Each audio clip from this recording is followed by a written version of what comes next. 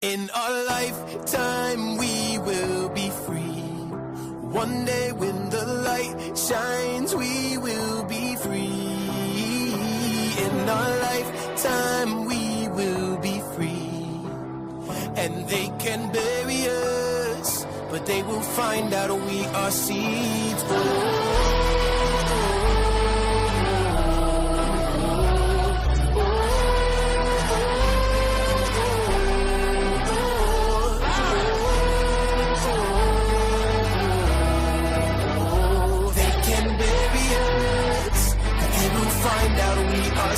I say free Palestine because I know of every massacre we suffered. The Nakba, Sabra, Shatila, and Rafah. My people have died a million times in the struggle. Still they rise from the tide like a rose through the rubble. I see God himself in the eye of a refugee who'd rather die a martyr than live a life under siege. So if I'm not allowed to say from the river to the sea, then from the Rhine to the sea, Palestine will be free. Still they know they can't shake us. $1 billion sword to the neck. Death cannot break us. And every Palestinian refugee holds a key. One day we will return, no matter how long it takes us. In our lifetime we will be free. One day when the light shines we will be free. In our lifetime we will be free. And they can bury us, but they will find out we are seeds.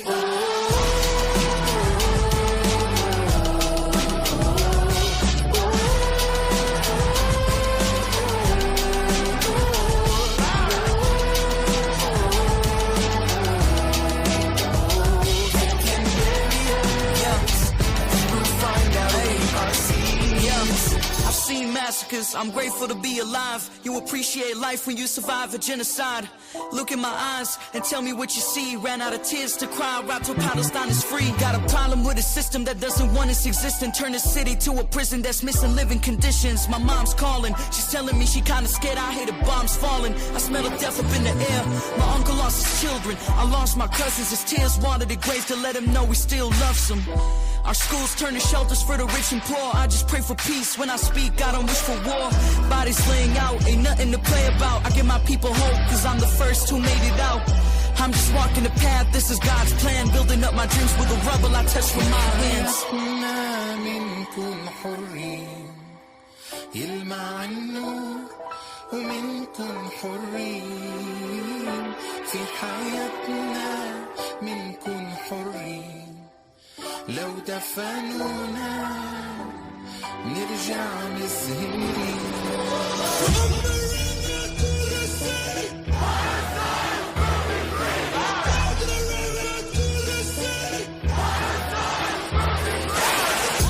They done woke up the world now.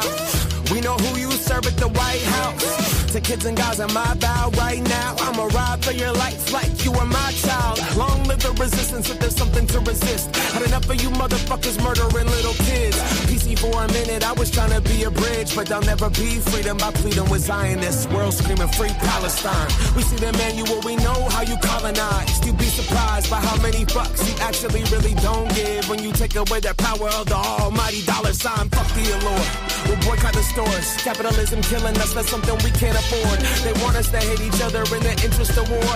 Afraid of the mosque and afraid of like the menorah. Hey Kamala, I don't know if you listening, but stop sending money and weapons or you ain't winning Michigan. We uncommitted and hell no, we ain't switching positions because the whole world turned Palestinian. I see the murdered children of Gaza and I see my babies.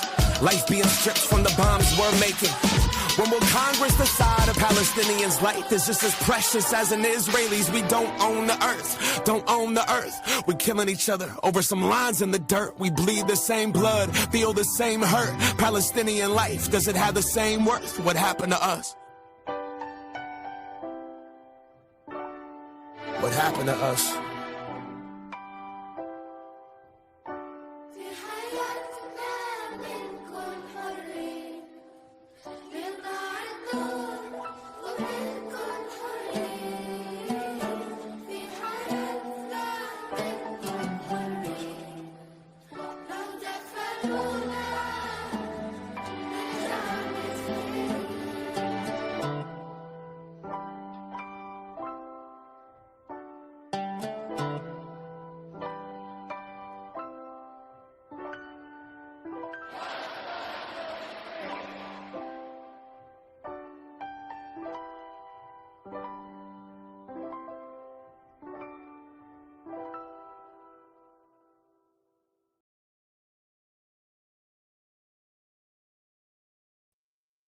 Cheers.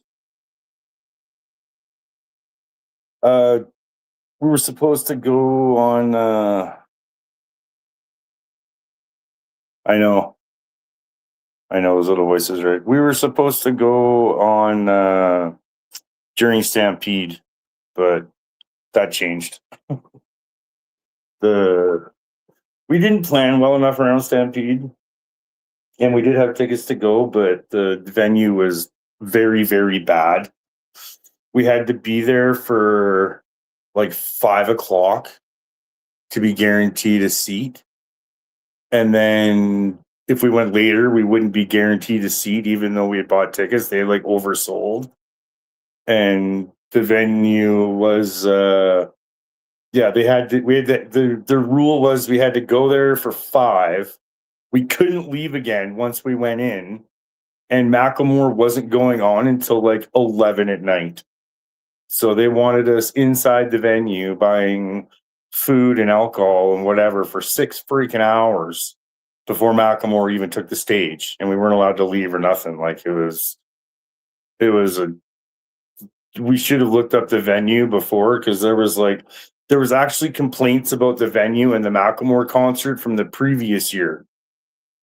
Like when I started looking it up and stuff like that, we had already had the tickets, and there was like a whole fucking whack of complaints about the venue from he was there last year. And there were so many pissed off people. Like I think they have like fucking 1.5 star rating, that venue or whatever. So we ended up selling the tickets. I was like, fuck it.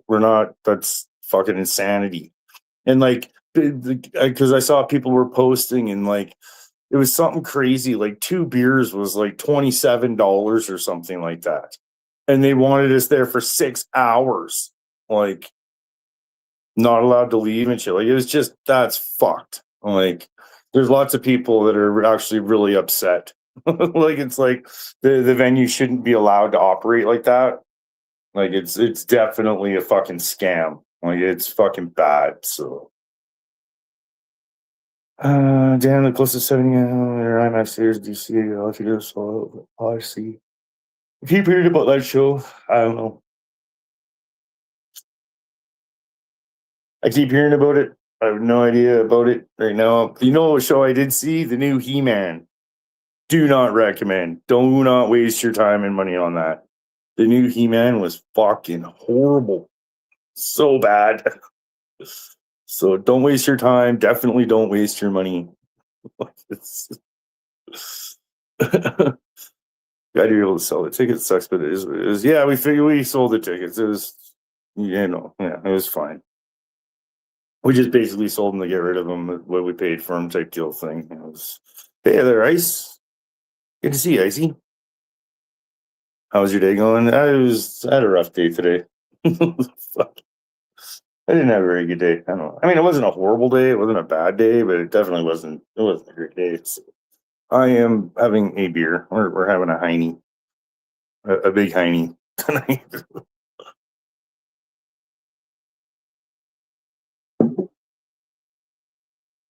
I watched a couple of fucking things when I got home, and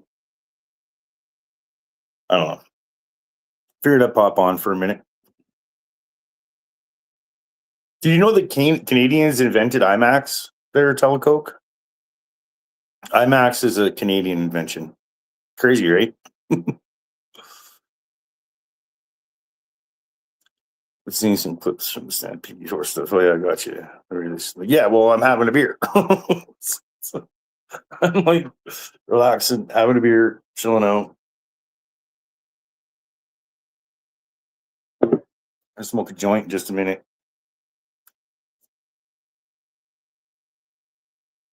It is what it is. It was a day. Oh shit. I was supposed to go freaking do something today that I completely forgot to do until right now. Whoops. Oh well. Excuse me.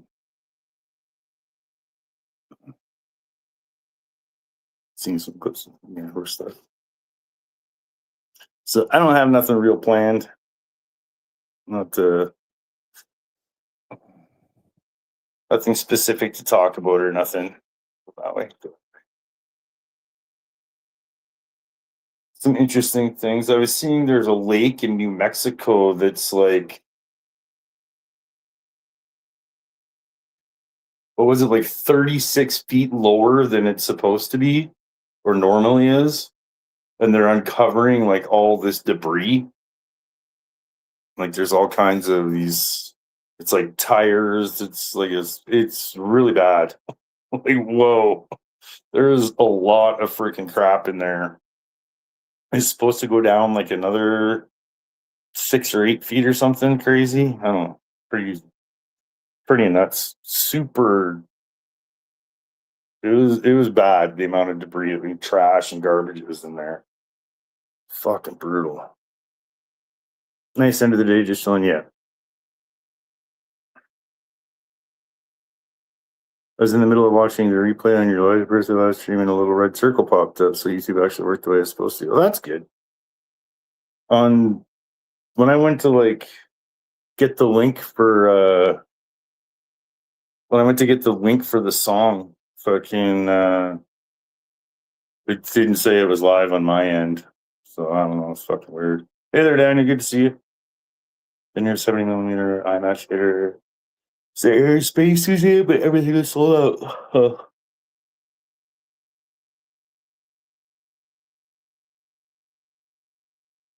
I'm not familiar with that show quite yet. My mind's been other places. Water reservoirs in the US have a lot of trash. Yeah. It was pretty bad. It was abysmal, man. It was pretty bad. It makes you wonder. It's like, holy crap. Like all the metal that was in there too. It was just fucking bad.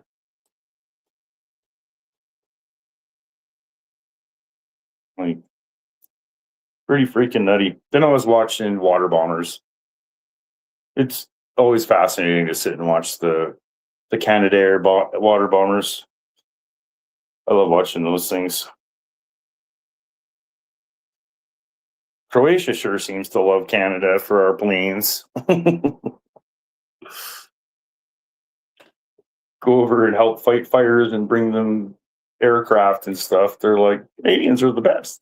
You hear that, America? You gotta wake up, do better.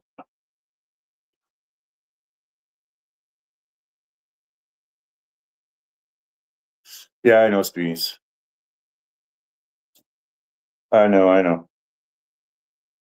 And yeah, cheers, Daniel.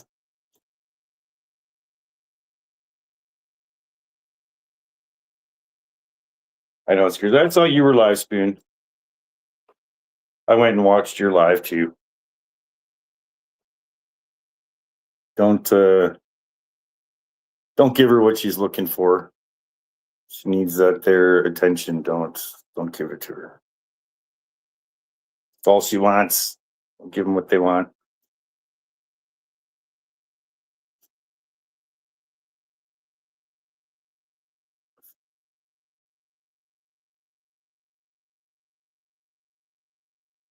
No, it's not. That's not true. That's not true. It's not the first film to be ever shot in IMAX. That's incorrect. I don't know where you got that information from, but it is not true. It was short. My wife shows the yeah. That broad is fucking not so absolute fucking psycho. I think that fucking the thing that should start to be explored is what actions can be taken for abusing fucking the system, like making false claims, swatting people, stuff like that. My fucking banner up there is stupid. Can't even see the fucking thing. Thought it was supposed to be on the bottom of the screen.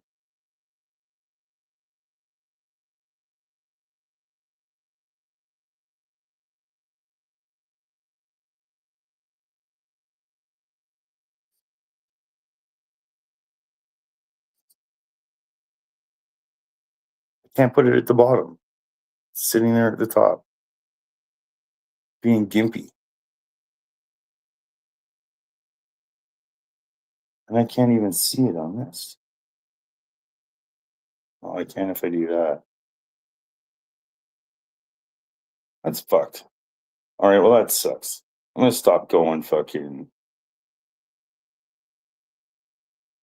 stop going vertical in this format. It's fucking dumb.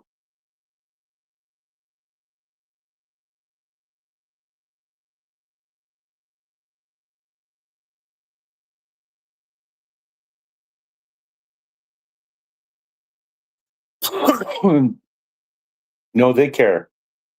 Don't kid yourself, Spoon. They care. They definitely do. But it was Spoon. Did you not know? Maybe you don't know. In was it 2024? The RCMP had her like basically forcibly committed for a psych eval. I think I can't remember. I think she spent like 3 or 4 days in a psych eval or something. The cops had her committed for a psych eval in 2024. Like, because I fucking suggested that to the police, and they're like, "We've already done that. We've already done that." So I did not know. Yeah, see, okay, that makes sense if you didn't know that. I've only mentioned it a couple of times, but yeah, back in like 2024, the cops like held her and ordered her for a psych eval. She disappeared for a while in 2024, and that was then. Because I was suggesting it to police, and they're like, "We've already done it." Like then like the cops were like, "They let her go." What do you want us to do? We can't help it. Like, we tried to do what we could, and they fucking let her go. Like, bloody hell. It's like, oh, all right. Well, okay. Good try, guys.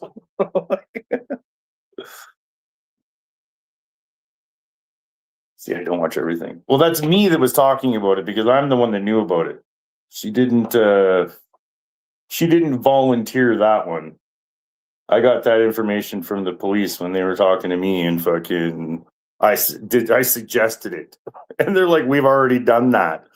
And I was speaking to the head of the detachment.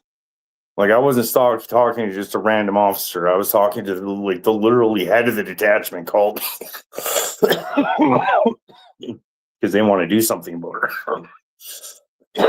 She's a fucking menace to society, right? So, yeah, she's a fucking menace to society. So, but there needs to start being more repercussions, and that's why there should be. I feel more of a push to have some kind of action taken or some kind of repercussion or consequence of wasting resources, like swatting people and filing false police reports and things like that. They're like, you can't waste police resources like that. They're definitely going to get fucking pissed off at you, right? Like, it's not cool. Like, in most states it's illegal. I would have to look into the legalities here in Canada, but I mean, you're using government organizations and police forces and stuff to basically stalk and harass people. Like, it's not okay. So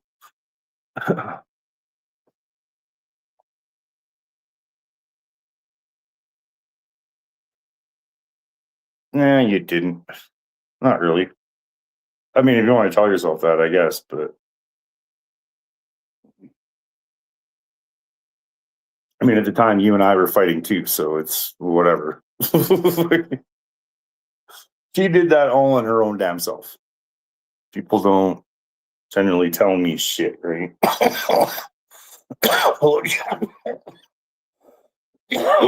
Excuse me.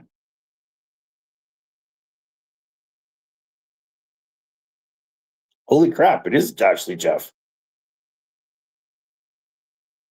I mean, see you in a fucking Coons age, guy.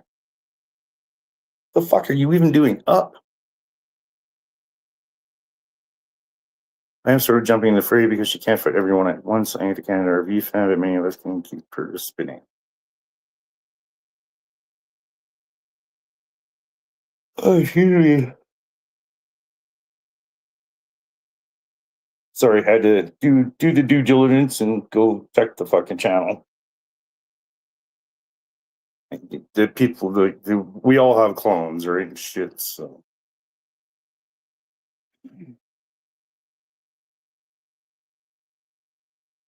So I say there, it is illegal to file false police reports for malicious intent. Well, yeah, I'm sure it is in the state of Massachusetts. But the American law is not Canadian law, so. I've been training people to build AI data servers to the end of what? What are you talking about? I've been training people to build AI data servers to end off of mankind. To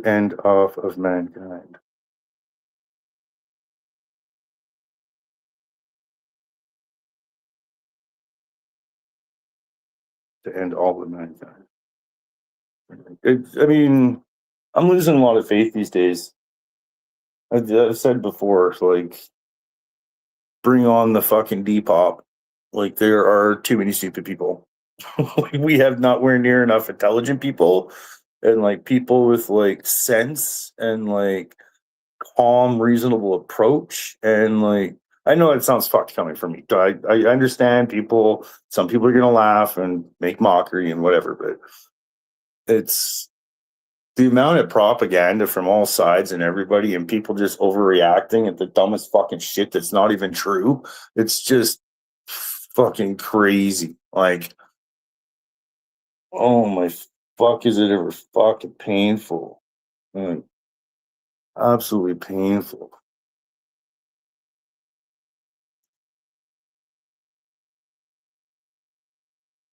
Mentioned you team scrolling vertical. I've done that. We're moving towards idiocracy. I think we're past that. We're there or past it. It's fucking bad. Our society, our Western society, is fucking stupid. It's fucking horrendous.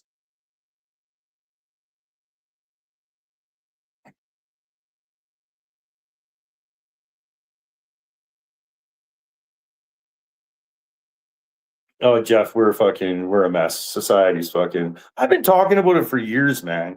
And I've been talking about it for years. It's not a right or a left. These fucking idiots that are still stuck on right left shit just fucking boggle my mind. Like, how can you still be stuck on that?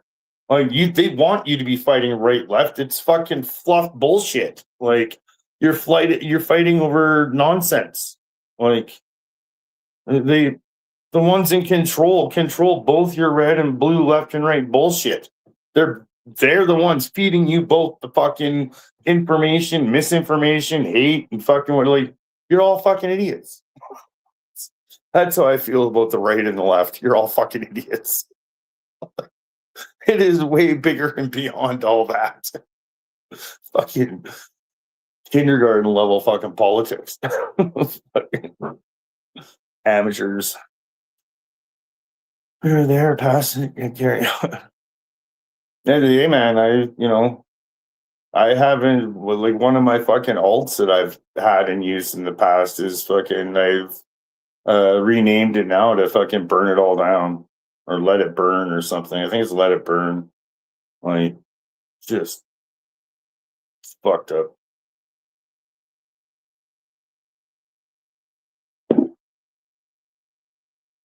I care. That's why I try and educate people, but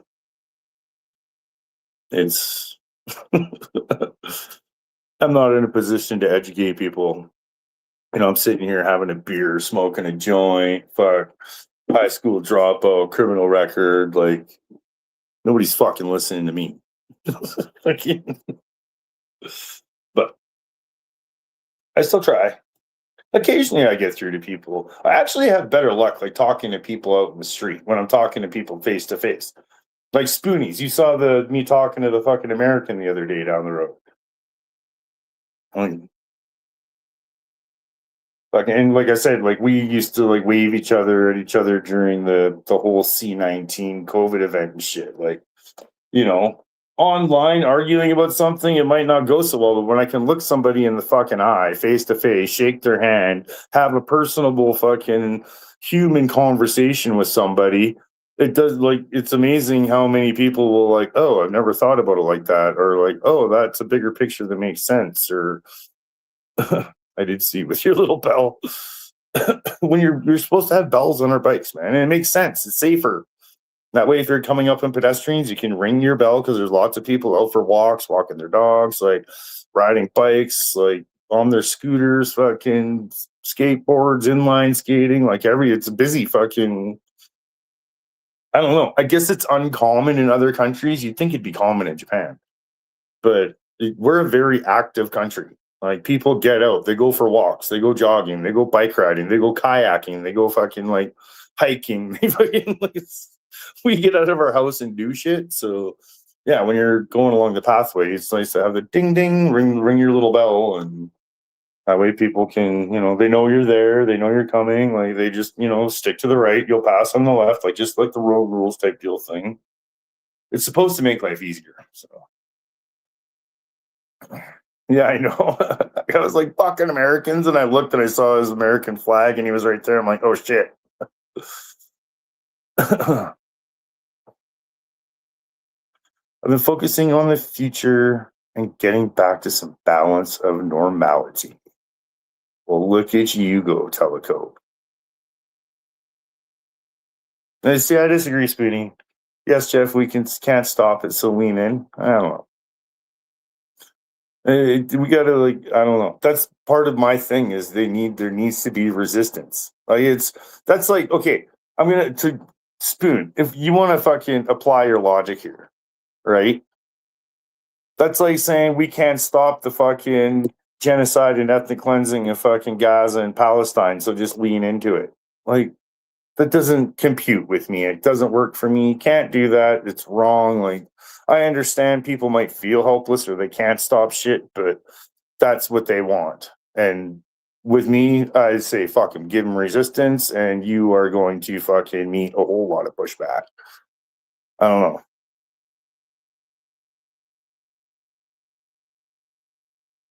Congress committed treason today, voting to give Israel the war chest and intel. It's fucking ridiculous.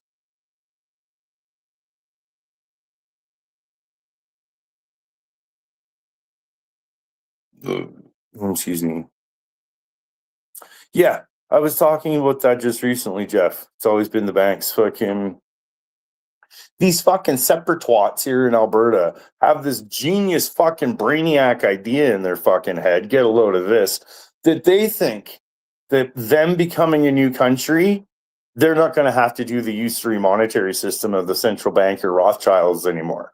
They're like, it's a perfect time to like fix that. Like, good luck with that. Don't you understand why like Syria's attacked and Venezuela's attacked and like Iran is attacked, and these are countries that didn't have Rothschild central banks.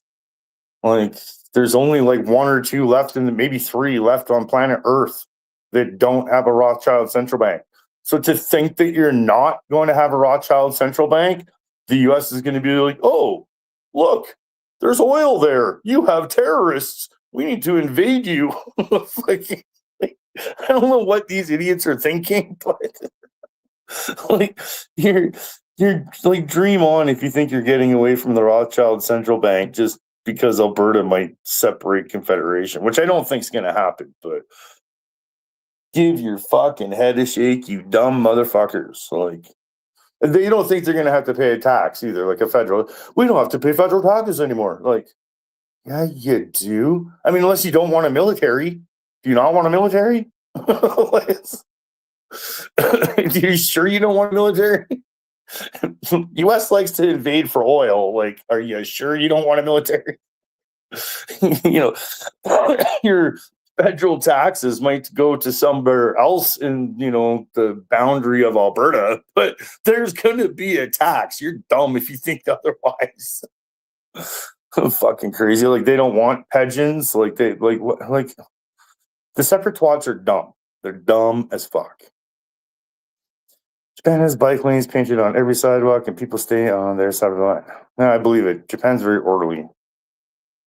And Canadians are very orderly as well. I'll get you in lots of horses. Yeah, we're Canadians. Hi, Megan.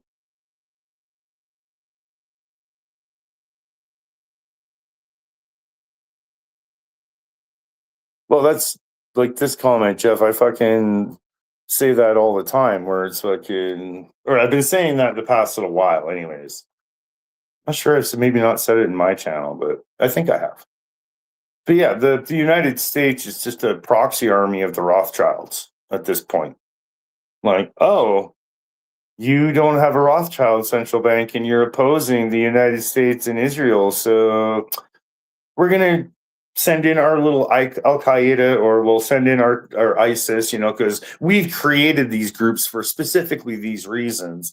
And we'll go like terrorize the people so they leave the Greater Israel Project area. And then like, well, you have all these terrorists in your country, so we need to come invade you now. And now we got your oil. Now we're going to ex-nay your fucking government. We're going to put in a puppet government fucking that'll give you the Rothschilds as central bank. We're going to take your oil.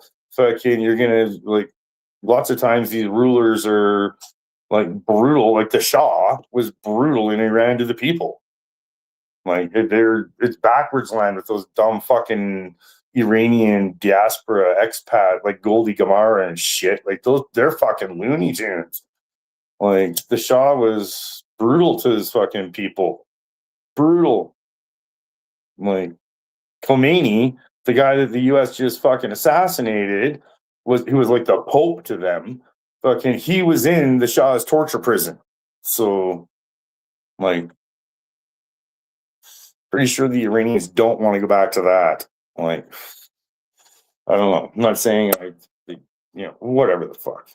Jews are protected people there. Like, there's so much propaganda about Iran. It's fucking stupid. But they don't. That's when Gaddafi got killed. Is when he was trying to move Africa away from a usury monetary system back to a gold-backed standard of banking for Africa. They let Gaddafi do whatever the fuck he wanted, like a surprising amount, right up to the point where he was trying to change the banking system. As soon as he tried to change the banking system and move Africa back to a gold-backed standard and away from the Rothschilds usury, that's when the U.S. Army was sent to go kill him. So it's proxy army. The U.S. is a proxy army of the Rothschilds.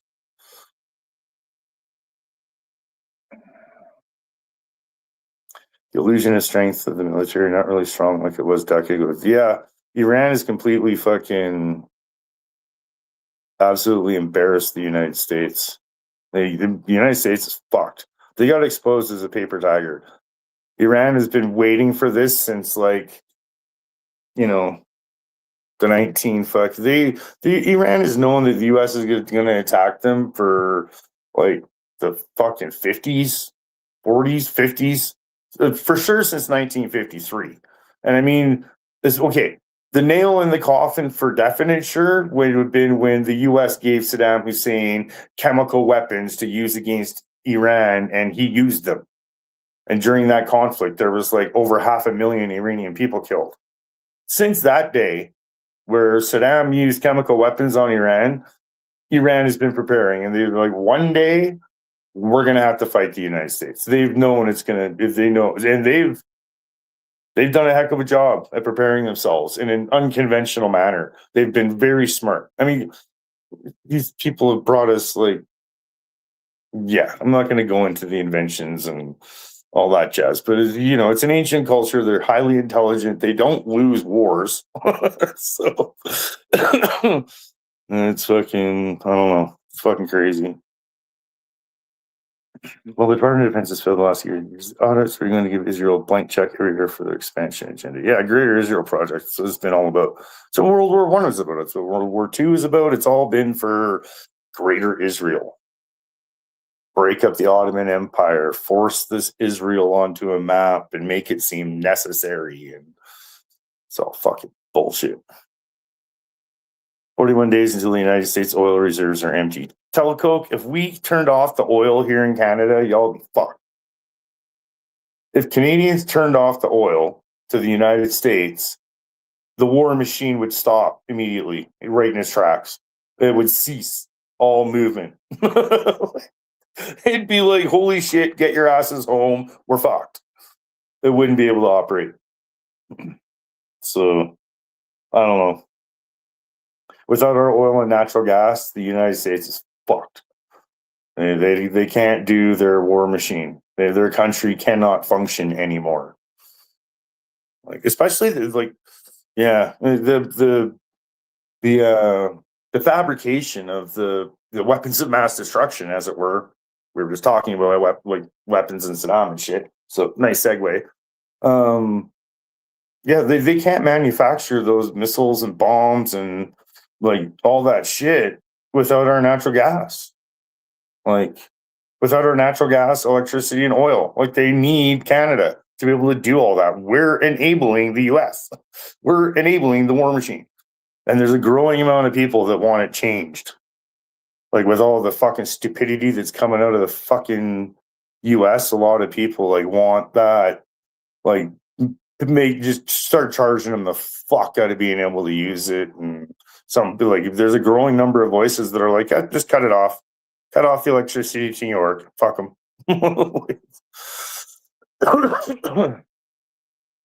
Their secret police under the Shah were called SAVAK, and they were CIA trained. Yeah. Oak precision. Oak precision. Yeah, see, this guy knows. Or this person knows. Sorry, don't want to assume anybody's gender. But yeah, they had the secret police. And again, they fucking Shah had like torture prisons, and yeah, it's fucked up what they did to Iran. Like it's these motherfuckers that are calling for the son of the Shah to be reinstalled. Like, I don't think the Iranians aren't going to allow that. I don't believe ever. Like, I'm not talking the government. I'm talking like the people themselves. They're like, we're not going back to that. Nope. Paper tiger indeed. Persians are brilliant. Yeah, absolutely. Iran is smart. U.S. military just got weaker, using cheaper tools and equipment and more money into corrupt boxes. Turn it off. Let's measure. I know, right? If we turned off a lot of shit, it would be very, very, very fast that Americans would realize that it's like, oh shit, like we're fucked without Canada. Like we are super fucked. We can't do it without us. The United States is a country run by podcasters. Iran is run by nerds. They made their $1 trillion Pentagon budget a laughing stock. The United States is run by fucking extremists. It's not run by podcasters. It's run by fucking extremists. Extremists in the government. Extremists in the fucking alphabet agencies. I mean, it's fucking you're pre-war Nazi Germany, man. You have people convinced it's their civic duty to rat people out on a snitch line and go out and round people up for cages and deportation. Like, hello, take a look around. It's pre-war Nazi Germany there. Like, and I warned that the US was turning into fucking Nazi Germany, like 2.0, like a couple decades ago. Where it's like, it's fucking bad. Like, and it's just gotten exponentially worse. And we're moving that direction too. Surveillance state, totalitarian, just the oligarchs are ruling and controlling. Like it's fascism is capitalism plus murder. End quote. Shit, I had his name right there.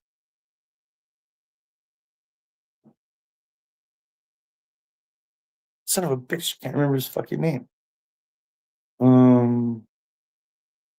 He does lots of great fucking quotes. Lots and lots of them. It'll come to me later.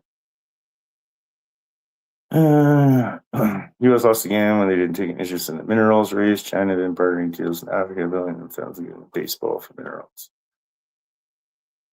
Yeah, it's U.S. is more interested in pillaging and installing puppets and taking. Like, municipal Afghanistan, China moved in to all the minerals. I was joking, Megan, calm down. ISIS citizens cosplaying with human lives. ISIS are fucking dumb as a sack of rocks. Fucking Gestapo. Fucking totally like not observant to the Constitution in any way, shape, or form. Like, and I'm sorry, but until Americans start fucking blowing them away and exercising their Second Amendment, as Jeff was saying earlier, you deserve what you get. You guys claim to have this Second Amendment. Well, where the fuck is it? Because the world's sitting there going like, what are you waiting for? And nobody's doing nothing. You're just letting ICE fucking kill your citizens and deport people with no due process and just fucking annihilating the country. It's fucking crazy. They're fucking, it's like the IDF. I mean, they were trained with the IDF by the IDF, so.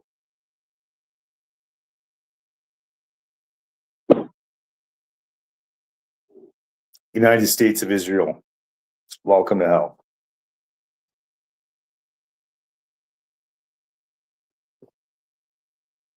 Did you watch his, look up on YouTube? Actually, I can go get it. I'll do it.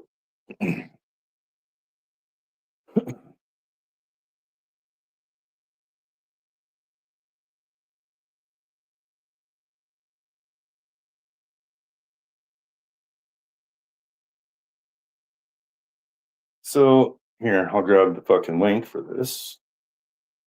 This might be interesting for some people. So this is New York City Mayor's office. He's got a YouTube channel. They have a YouTube channel.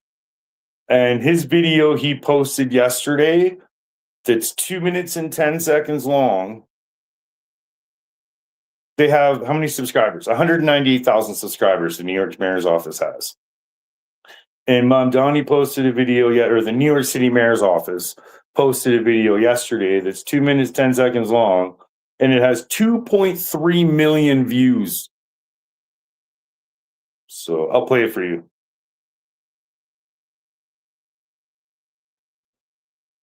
Oh, bloody hell.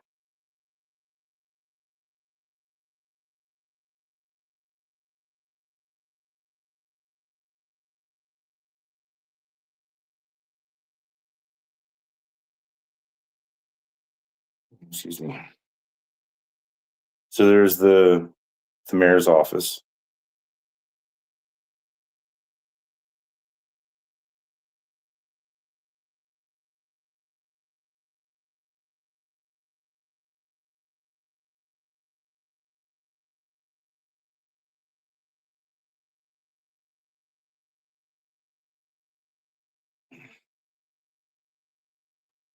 The architect of a horrific genocide against the Palestinian people.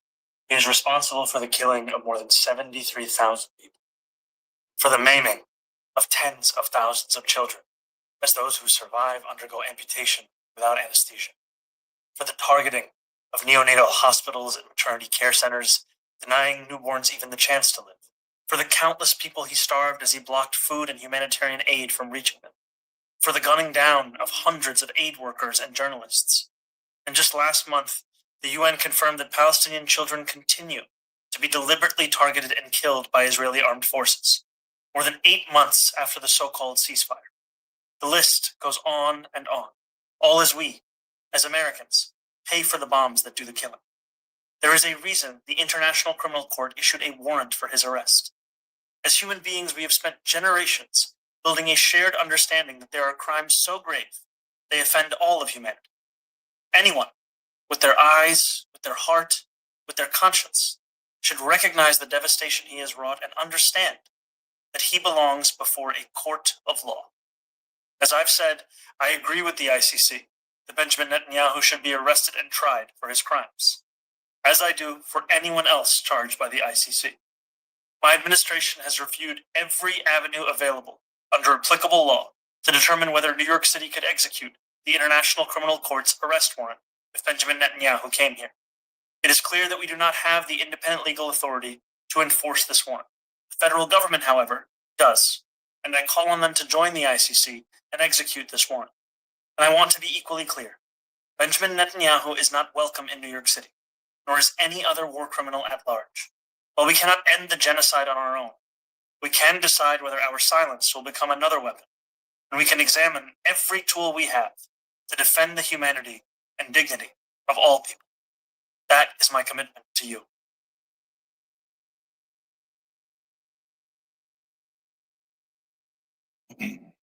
So that happened.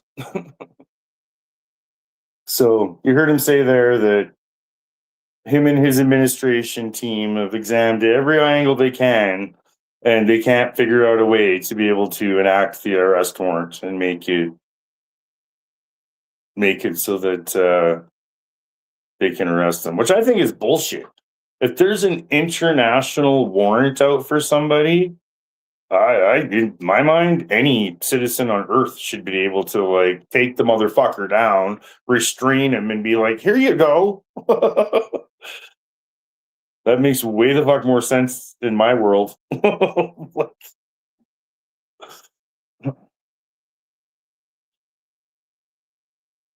For mandate for stepping up, speaking out. Yeah, we need more mandates. It's weird that it has to be the federal government. Like that to me seems weird. Like even like okay, maybe like not the mayor's office, but he should be able to direct his own police towards something that's international law. He should be able to alert Interpol and say, "Hey, we have an war criminal, international war criminal here. Like, can you come pick him up and like let them in to go arrest him?" Like, wouldn't that make sense? Like, hey, Interpol, we got your guy here. Come on down. Come get him. You know what I mean? Like, why isn't that happening? Like, so I don't know. Lots of fucking bullshit.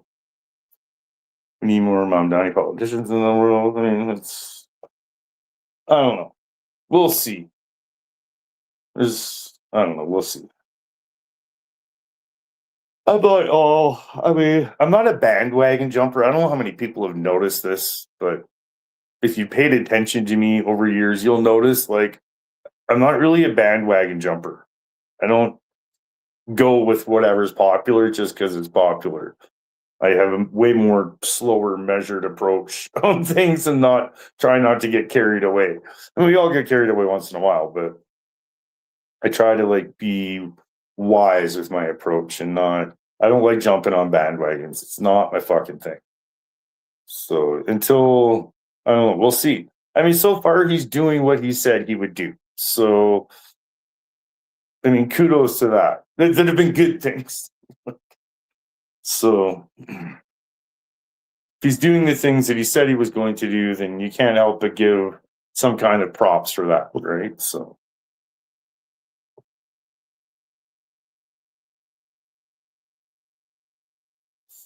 I would arrest BB and ship him back on a plane. Law doesn't exist anymore in the U.S. You're run by criminals. Bet the court's figured out after he's already in their custody. Yeah, that's what I mean. Like, you should be able to like call up Interpol and be like, "Hey, stop by. Like, we got your dude here." Like, even if they're not, or well, I don't know, whatever.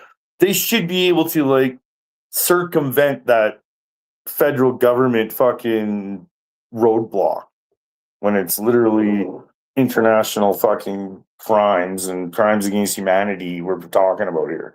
Like the fact that your federal government is stopping it at all is fucking insanity in itself. Like, you know who you're being ruled by, right? It's not the people of the United States. They aren't ruling shit. They're just going along with whatever the fuck Israel and the Rothschilds want them to do.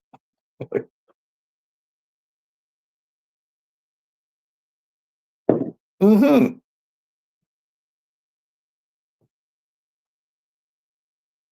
Or at the very least, like, call Interpol and be like, "Hey, yeah, we got your dude. Like, come get him." Why can't the city of New York call Interpol and be like, "Yo, we got your guy"? Or why not your state? Why can't New York State or whatever, like the state fucking contact? Like, why does it have to be the federal government, which is literally putting in the roadblock? That doesn't make sense. Fuck that shit. That tells you your government is corrupt. So no, you have to, acknowledge that and be like, well, we got to fix that, right? So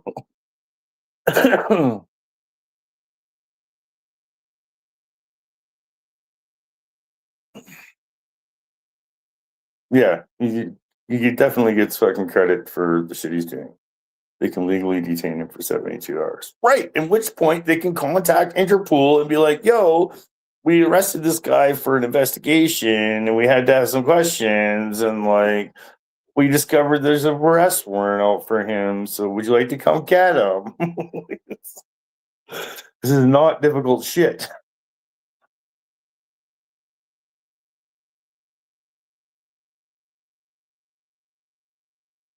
Gotta be creative. This was damn good fucking beer. Wish I had more. It was a big Heine. That's my smoke pack next to it for size.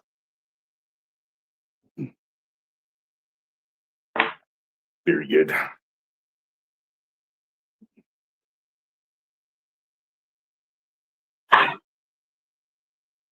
I definitely wish I had another one of those, but I don't.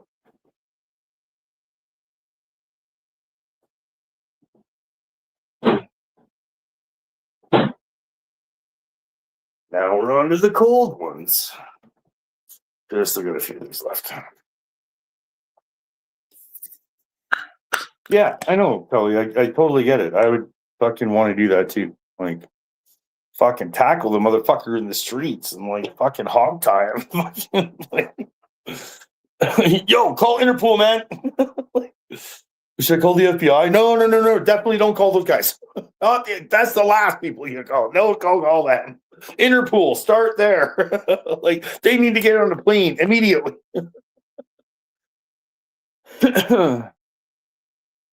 Jurisdiction between city, county, state is messy. But can do what? That's why anyone should be able to navigate. Yeah, like it's your jurisdiction with all those different levels. You know, certain, like, okay, here in Canada, like if a city or a province writes a law that goes against a federal law or our constitutional rights, that city law or the province law gets stricken down. It's not allowed to be. So you would think, whether it's city, county, state, or whatever, and then federal, like, right, federal's supposed to trump them all, right? Like, if one of those laws is trying to override a constitutional right, then that law that they're trying to write is stricken down. So in the same regard, like, you know, each one of those things gets overruled by another at some level. Well, federal law gets overruled too, in my opinion, with fucking, if you're going to actually have international law, then your federal law doesn't fucking matter to a certain degree. Like, David, it's like the U.S. looking at like fucking whatever, Sudan or something, where it's like, oh, you have a war criminal there, we're going to go get him. Like, in that case, that the Netanyahu's in fucking New York, then Russia or Iran or somebody can be like, oh, look, there's a war criminal there. We have to fucking invade to go get him. If the logic is to go the other way, right? That's what the US and them do all the time. So by their own logic, if they're going to host, well, his son is there, but if they're going to host a fucking war criminal, we're going to come fucking invade and come get him. That's U.S. logic right there. So they should be careful with how they approach things. And again, in my mind, a city, for example, should be able to just, you know, detain, knowing there's an international warrant out for him, and be like, hey, Interpol, we got your guy. Come get him. Like, really fucking simple, easy stuff, man. This isn't hard. Right?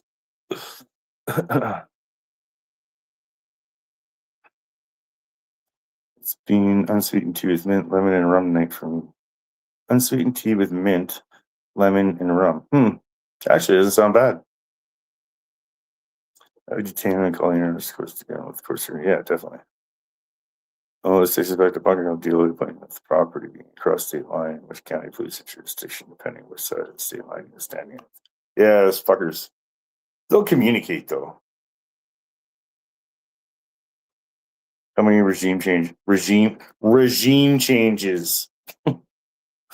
Like they overthrew the democratically elected president of Iran in fucking 1953. That wasn't a regime change. That was the overthrow of a democratically elected government, and then fucking installed the Shah, who brutalized the people. Like, that's just one example. Like, no wonder Iran is fucking pissed off. Like, fucking, like the United States of Israel have to be some of the dumbest motherfuckers on planet Earth. Like, you literally fucking bomb a country, you kill a whole bunch of their little girls, and fucking like commit war crimes, illegal acts, and then you cry when they retaliate and your soldiers get killed, and you're like, how dare you? You attacked us and our soldiers died. How dare you? Like, what the fuck do you expect to happen with what you did, you dumb cunts? Like, I fucking hate the United States, man. And I'm sorry. It's not just one dumb criminal pedophile president. It is way the fuck beyond that. The people of the United States are fucked in the fucking head. They don't know about their government overthrew Iran. They don't fucking know that Israel did 9/11. They don't know fuck all. They have zero desire to in any way educate themselves at all, in any way, acknowledge it, do something about it. Nothing. They could give two fucks. Like I was saying the other day, give my football and my Bible, and I want to wrap up those two things in my American flag along with my M16. Okay, and I'm going to guard this Bible, and I'm going to guard my football with my M16. If you try and take either of those things away from me, well, I'll kill you. I don't care that my government is, killing off all the brown people on the other side of the planet. Fuck them anyways, because I'm a Christian. The fucking stupidity, fucktard moron, fuck of the United States of Israel fucking citizen is painful, fucking painful, the idiocy, and just like they're flexing ignorance or something. It's just fucking painful. Like, I swear to fuck, if Cletus comes over that border with a machine gun, fucking wearing fatigues and fucking carrying a pack to try and fucking come take over this place, I'm shooting the motherfucker. They just don't, okay? Just fucking don't. People like Americans are like, oh, Canadian did like your armed forces. Like, you have no idea. Just because there aren't a ton of citizens in the armed forces. I mean, number one, we're in fucking better shape than y'all. But fucking number two, we are a pissed off, rowdy bunch of people. Like, have you ever seen a curling match? You should attend a curling bonspiel. You want to talk about rowdy ass fucking people, and that's curling. Our national pastime is going around with fucking blades on our feet, fucking with wooden fucking sticks in our hands and whacking fucking other, our buddies that we're going to go for a beer with later. Like, injuries are caused. Steve Eisenman fucking did a shift on a broken leg. Like, that's our pastime. Like, in any case, regardless of what our military numbers are, there's a fucking ton of fucking Canadians, which we've seen with the wars. When you look at the world wars, we didn't have huge military strength at the time that those started. By the end, we sure fucking did. But when it started, no. But when it started, Canadians went and did the right thing. Right? Both world wars, both the great wars. The bullshit that were sold on those. But anyways, both the great wars. When something needed to be done, the Canadians stepped up and got it done. And those numbers weren't on the books prior. That's why so many other nations didn't take it serious. And then after the wars, they were like, don't fucking piss off Canada. Because you're pissing off, Canadian Joe or Mike or whatever. And he's fucking pissed. Like, some motherfucker's causing a fucking problem, and I got to go fucking shoot these assholes. And this really takes away from my fucking time away from my fucking family, doing the shit that I need to get done, whatever. And they get really fucking angry. Like, don't fucking piss off Canadians. Moral of the story here. Bad things happen. And you get Geneva Conventions. That's what happens when you piss off Canadians.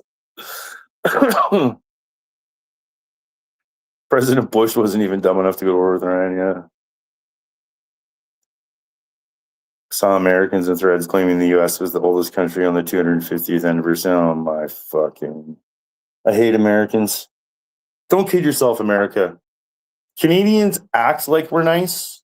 Like, it's like, oh, we love our American budget. I mean, on some level we do, because we just love people around the world. We try to, in general. Like, we love our fellow human beings. Like, you don't have to be a cunt, right? Like, so we kind of love everybody on a certain level, but yeah, Americans you're not. Don't listen to the bullshit. You're fucking Canadians. Do not like you. Like, you're a joke. Like, it's basically is like, some American will do some fucking stupid ass fucking thing, and the Canadians sitting in a group talking about it or whatever are just going to be like rolling their eyes, going fucking Americans. Like you do, like, if the whole world shakes their head at you and face palms. Like, that's pretty much how I would describe your international clout or respectability, I guess. You don't have any. The entire world just shakes their head and fucking face palms. This president was defeated by a single cell organism. Yeah. Curling during this past U.S. Olympics. Just past U.S. Olympics got wild fighting. Oh, the Canadians. Yeah, the Canadian. I know. Curling did get wild. I'm telling you, curling, like, they're fucking rowdy. The curling crowd is fucking rowdy. You'd be surprised.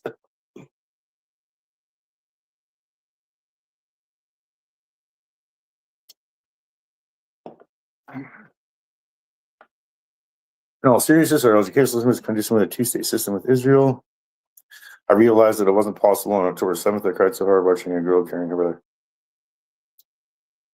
I was talking about that with the American here, where I did mention that to him, where I'm like, dude, it's indoctrinated into you guys. You're born with it, raised with it.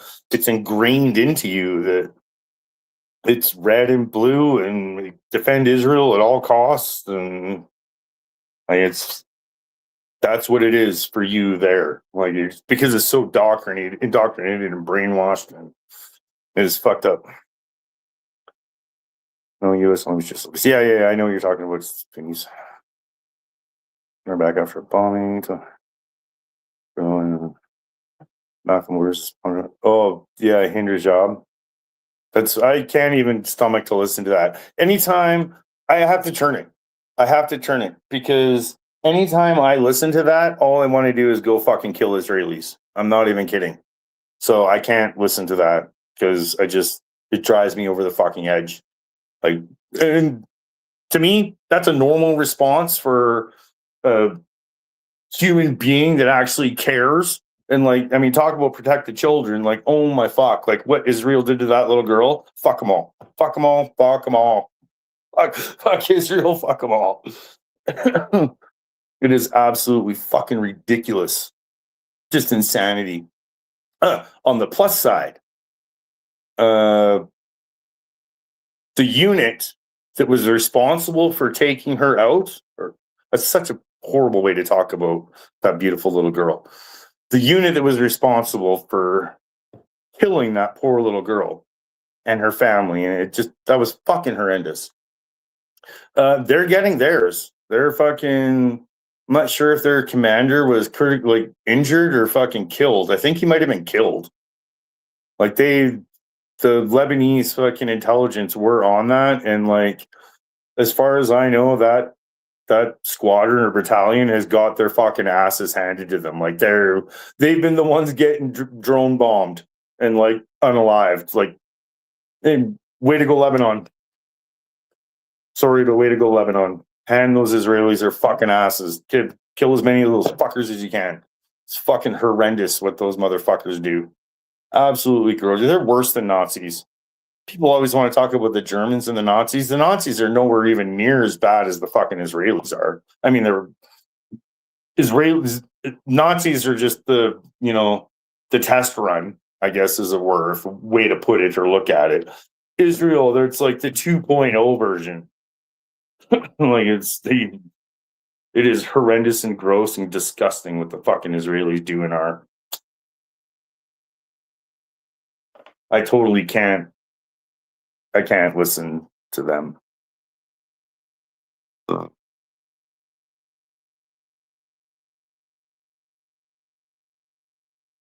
not surprised, but curling, I grew up in Canada, small town, and like multiple curling rinks and long winters. Yeah. My grandmother was huge into curling. She was fucking in the hospital dying, and she wouldn't let them take her for tests if there was fucking, I was playing the fucking world championship or something. And she wouldn't fucking, it's like, no, you should have taken me before curling started. You can wait until after now.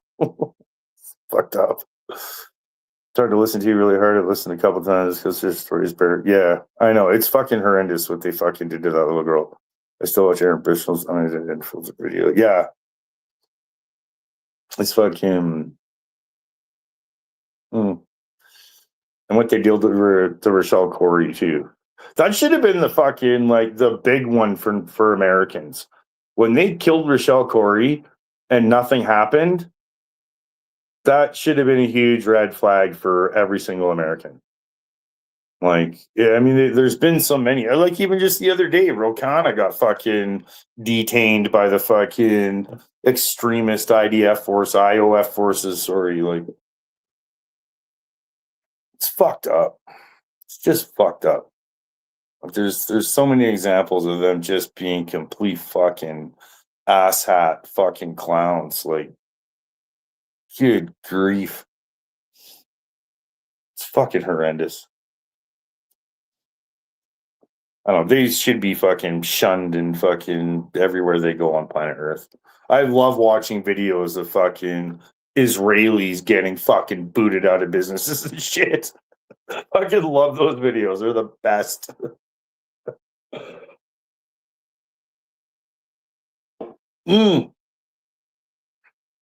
There's a really, really good one of this lady.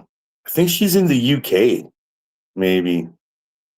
I should try and find that video. It's so fucking hilarious. Maybe some of you guys have seen it, but it's just a short, like a short, and she says in it, fucking, something about pissing off Zionists first thing in the morning, where like she has a bookstore. And a couple Zionists come in and they're like fucking looking for information on the Holy Land, like whatever. And she just laughs. She's like, yeah, sure. So like breaks out this big book and it's like the study of the Holy Land of Palestine. It's published before Israel even existed.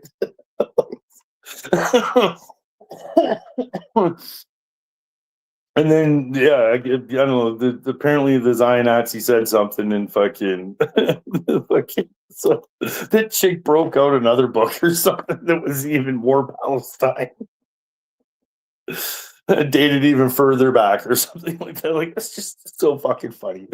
And she was like pissing off Zionists first thing in the morning. Highly recommend. So fucking funny. Good. Fuck them. I like watching those fucking pricks get fucking theirs with the data centers. We're supposed to be getting a data center. It's hard to concentrate on so many things. It's like we're getting fucked every which way here, guys. I'm going to be a cant for my leftist philosophy, being against Israel, fuck your leftist shit. Being against data centers, one day I'm going to be a black bag, go missing, it's my issue for you. Like, fuck off. You're not important enough. I don't mean that in a super mean, derogatory way or anything, but give me a fucking break, Telecoke. You're not Greta Thunberg trying to glue herself to fucking concrete and shit. I'm just saying, like, you're not I'm not sure you're making the huge impact. Like, you're not a Charlie Kirk, okay? Like, they're not taking you out. They're not taking me out. They're not taking you out. Like, not at this point, anyways. We might get to us later, but at this point, they're dealing with the Tucker Carlsons and Candace Owens and Theo Vaughns and shit like that. They got their hands full with other shit.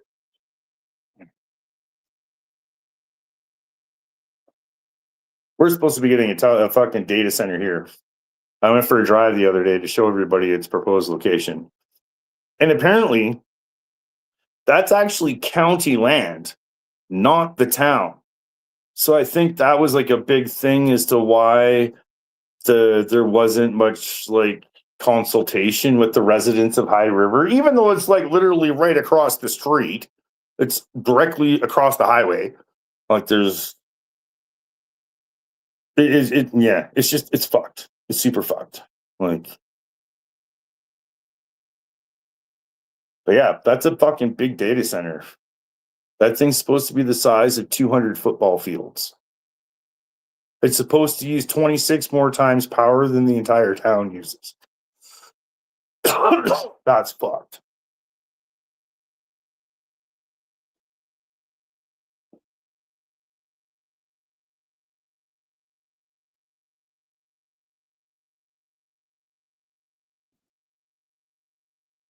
Well, Americans it's all inward.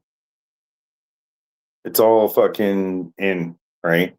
America's all focused in on itself. What American interests are. We Americans have interests over here, so we're building a base there. You give my football, my Bible. I'm gonna wrap it up and bang a fucking American flag, and I'm gonna protect it with this here M16 automatic rifle, son. Like, and I'm stereotyping and etc. Like, don't get me wrong. I know there's highly intelligent Americans and very well spoken, very aware Americans. I'm sorry, but on the world stage, that's how the world sees you. Give my football, my Bible, and I'm going to wrap it in a flag and protect it with my fucking machine gun here, my automatic weapon. I got ordnance right here. You touch my Bible or my football, don't touch my boats either. It's just, well, the television there, that tells me they're Palestinians, they're terrorists. So, I mean, I guess that means we got to kill them all because we support Israel all costs, right? So, yeah, if they're terrorists, then we'll just kill them all. Like that's the typical. Again, I know there's intelligent Americans, but that's the typical fucking mentality, right? Like, just believe whatever they're fucking told by their asshole in a suit and tie, by some fucking dickhead behind a pew at a church, some fucking their favorite fucking, Benny Johnson fucking shit face that's just an establishment whore. Like, it just get the fuck off.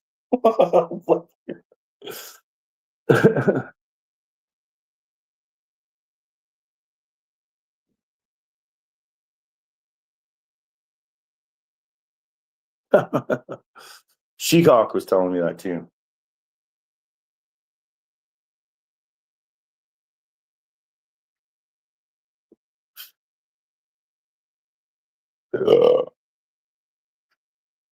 Yeah, I'm not really sure I'm interested in all that.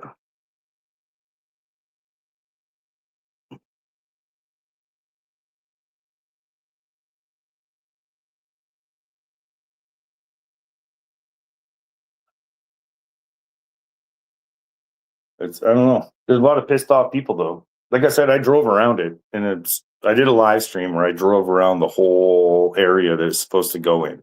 And like I said, it's the size of 200 football fields. It's pretty fucking big. Pretty big. You want to know how big our forests are, by the way, in Canada? Since we just happened to talk about it for a moment. I wasn't trying to explain that if you took Canada's forests and put them in the United States, it would take up 33% of your country. And then it occurred to me, maybe the average American doesn't know how big that is. So I heard it put another way. Mark Carney, not that I'm a huge Mark Carney fan. I don't know. He's being a good politician though. Like I understand. Don't get me wrong. I know he's a fucking central banker. I know fucking he got confronted about fucking saying he was a Zionist not too long ago or whatever. He didn't like having to answer that question. Like I don't know. He's not stupid. He was raised in Alberta too. Like what I don't understand. People are so dumb. But anyways, Carney referred to it as the forests of Canada would be equal to like 8 Texases all put together type deal thing. Like if you had 8 states of Texas, that's about how much our forests are in Canada. Like, it's a pretty big amount. Like you can't just go rake it all and clean it all, or like it's not how it works. Like, and we've invested $12 billion since 2020 in forestry management here in Canada. So it's not like we're not trying to do anything. But see, I'm telling you, Americans are not liked.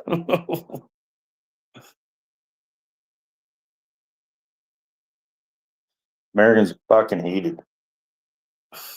Just the arrogance and the ignorance and the fucking like just give me my Bible, my football, my American flag, and this here automatic weapon, and don't fuck with any of them. Like it's all that you care about. Like just you don't care about anything else. Like you think you're doing it on your own, and you're completely not. Like without China, whether you're fucked. Without Canada, you're fucked. And like, the United States is not sovereign. They can't survive on its own. Like it blows me the fuck away. Besides Russia, I think Canada has the most lumber in the world. We account for 10% of the world's forests almost. Just on our own. If you add up all the fucking forests on planet Earth, Canada has 10%. It's not quite 10%. I think it's like over 9. So I'm just calling it 10%.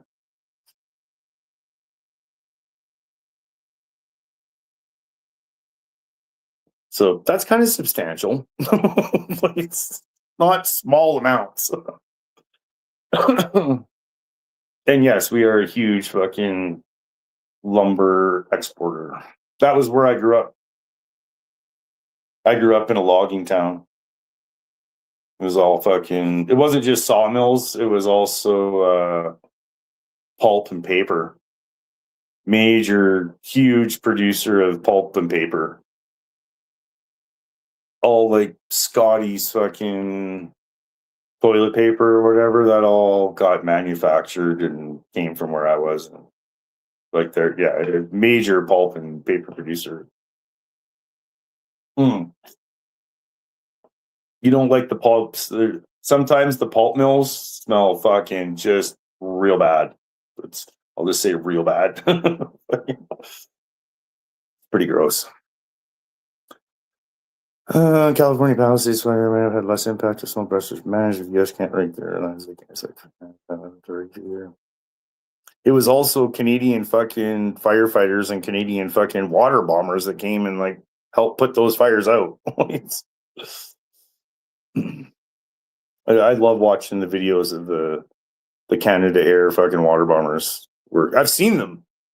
I was in Kelowna for the fires, and I was down at the fucking beach, down at the lake, fucking watching the water bombers come in, like right off the fucking shoreline. Like it was actually fun. I mean, a lot of that fucking, well, I have the picture that I used from my fucking live the other day. This one. See that? Yeah, the chick standing at the dock with the fire behind on the fucking mountainside.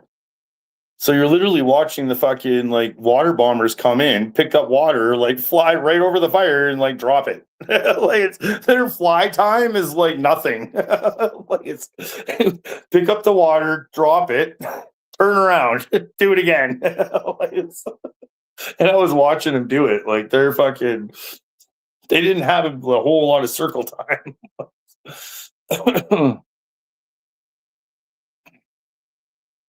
Yeah, super fucking crazy.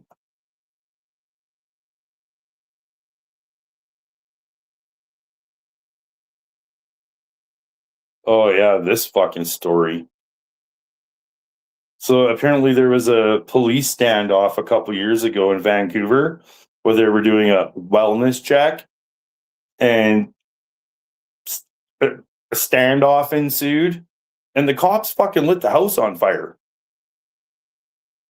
And like there was like apparently like a ton of fucking ammunition and rounds in there and shit. And like the cops fucking set the house on fire, burned the fucking house down. Fucking insanity. So I commented, I'm like, absolute insanity. Things like that, and it's only just come out. This happened in like 2023, and like this this is all just come out or whatever. Words. At first, the police didn't disclose what caused the fire, and like now they've like admitted that they're the ones that set it on fire. Like, so I commented, I was like, absolute insanity. Things like this right here are exactly why everyone hates cops. Like, no wonder you like, dude, like they were sent on a wellness check. Buddy's like, get the fuck out of here, go fuck off. And police get aggressive and then like escalate instead of de-escalate, try to command and control instead of fucking off. So like, yeah, I'm here, I'm breathing, I'm alive. There's your wellness check. Go away.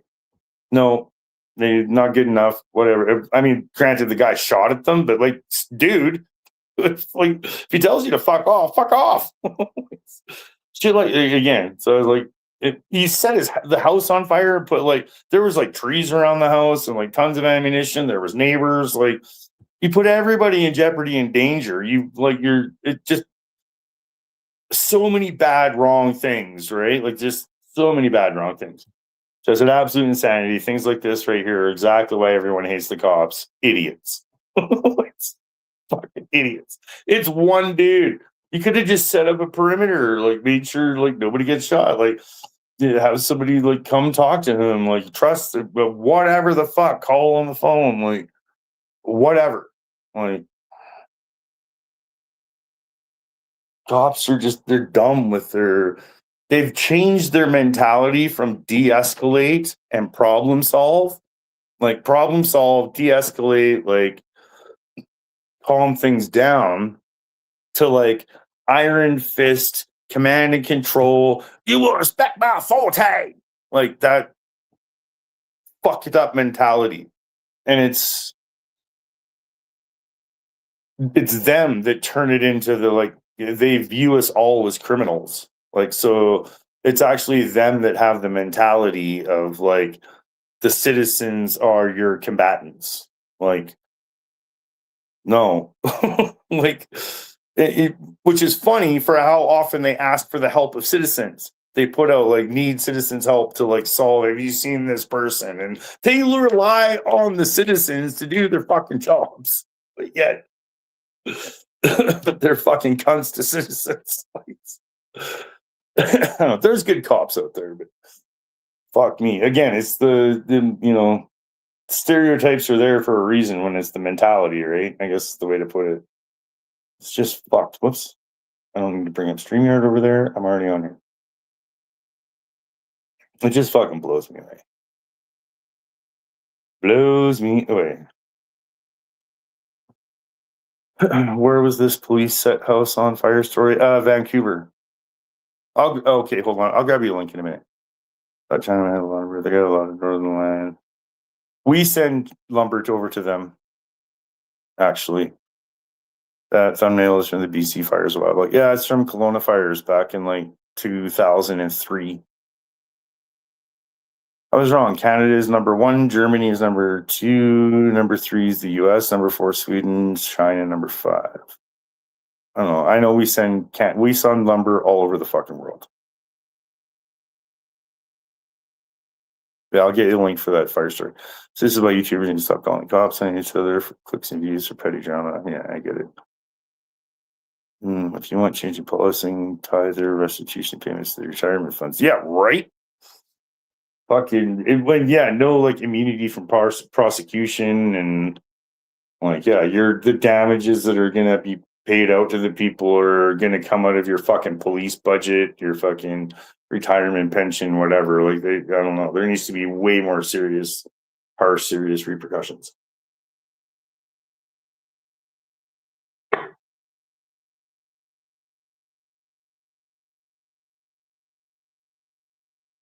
Mhm.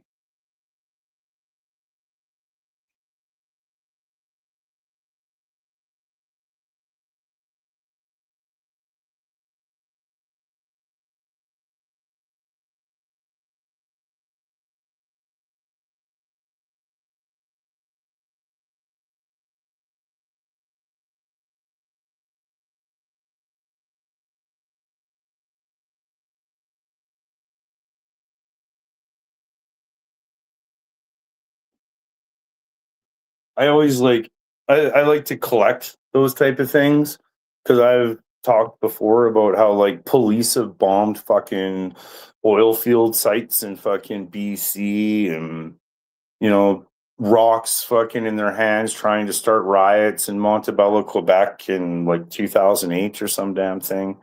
Pretty sure it was Montebello, Quebec 2008, where cops got busted in the crowd, undercover, not in uniform, faces covered, fucking rocks in their hands, trying to fucking start a riot. They got called out as cops. And then later on, they admitted they were in the crowd. Fucking, they denied the rocks, even though the video showed them with rocks in their hands. But fucking, I like to collect those things. Just like make mental notes of that. So there's another. No, there's the ouch. The police in Vancouver as well. They coerced a couple into conducting terrorist attacks. Like it was complete total entrapment. Like they were mentally not good in the head, and undercover agents, police, convinced this couple that they should conduct terrorist attacks. And then they like blew this story up where they like arrested these people that were planning a terrorist attack. Like, yeah, at your behest. Like you're the one that set it all up. You convinced them of it. You helped them set it up. You fucking like led them through. Like it was complete total entrapment. Like just mind-boggling. Like so.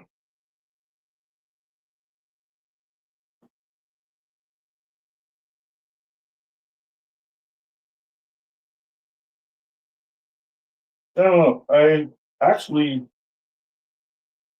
believe it or not, like I actually get along pretty good with police generally.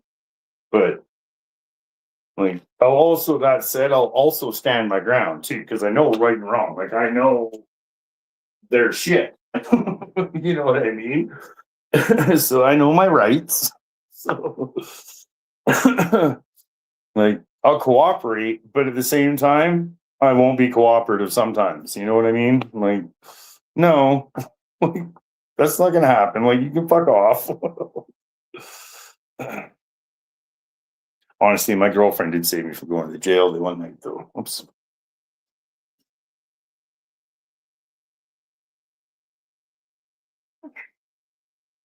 So meh, whatever. We slept with the hand chopper that night.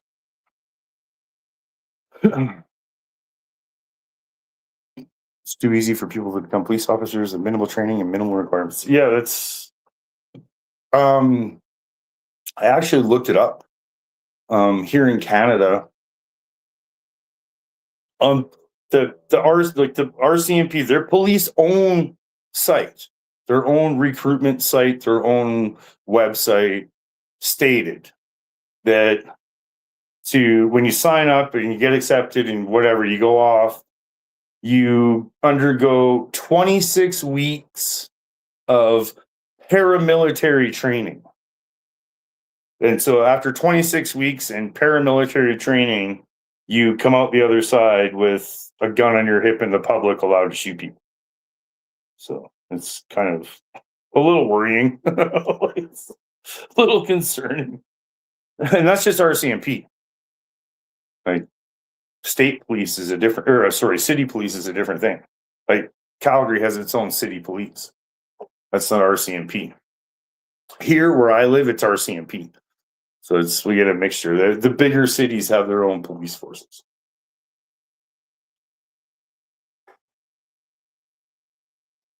You have a high IQ, you can become a police officer in the United States. Yeah, I was aware of that. There was a case. Yeah, I was aware of that actually.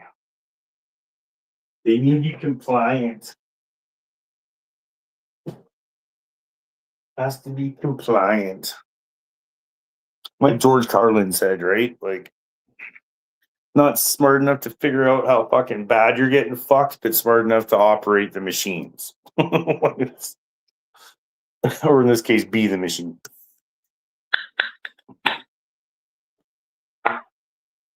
George Carlin was way ahead of his time.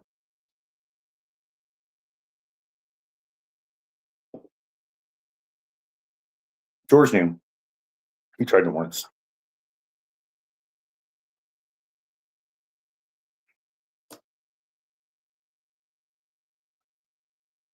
Well, I've been live, hour 31. I am going to, I gotta get out and go for a bike ride. So hopefully, I haven't checked the weather, but hopefully the weather's nice tomorrow. I want to get out and go for a bike ride. So I'll take you guys for a bike ride tomorrow. It's nice. I've not been getting the exercise. I started like exercising, like I was working out a bit. I was fucking bike riding and shit. And like for the past week, I've kind of fallen off that a bit. And it's like, okay, that's not good. I mean, thankfully the diet hasn't been bad. I've been drinking some beers, but I mean, it was my birthday. So clearly we're splurging a little bit, but I definitely have been noticing because I was losing my belly. So it's like, yeah, I need to get back to that exercise aspect. So I was giving Tommy temper shit. Like, you can't keep riding around on your fucking golf cart and your fucking e-bike and shit. Like, that's not getting exercise, my guy. Like, are you getting outside and getting fresh air? Okay. Like, I guess you're burning more calories doing that than you are, sitting at your computer chair, I guess. You gotta have to like put some effort into keeping stability on a bike. You know what I mean? Like, not many more calories, but some. But like, no, you need to be like pedaling. Or like, you know what I mean? I haven't been out. I haven't taken you guys out skating this year. Guess I should fucking do that. I have my skates right there by the door. I should do that. The separate twats had their fucking meeting here tonight in fucking High River. That sucked because I couldn't go. I had to work. Really wish I could have went. See if anything's changed since the last time I went a few weeks back. Definitely shocked the shit out of them when I come through the fucking door. If they would have even let me in. I could have gotten recognized by fucking, Chris Scott or something. You could have went and been told somebody, like, get that fucking guy out of here. Although I would have been live streaming it, so it would have made for good content.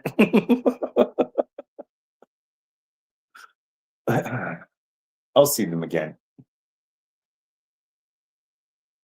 Pretty sure I'm blocked out of Corey Morgan's channel. He hid me. He made a fucking post one night about what the fuck. It was something stupid about like being scary or something. And it was like, dude, you're so not scary. Like, I've seen you face to face. Like, you're a, in quotes, journalist. Like, yeah, I don't know. I'd be shocked if that guy was even hitting the gym. Like, I don't believe he is. I don't know. He might move around a speaker or something, like when they're setting up for these fucking community halls or something, but He's him implying that he had like sometimes I gotta get mean and scary with these guys. It's like I'm so funny. I think it was after that he fucking booted me. So go fuck yourself.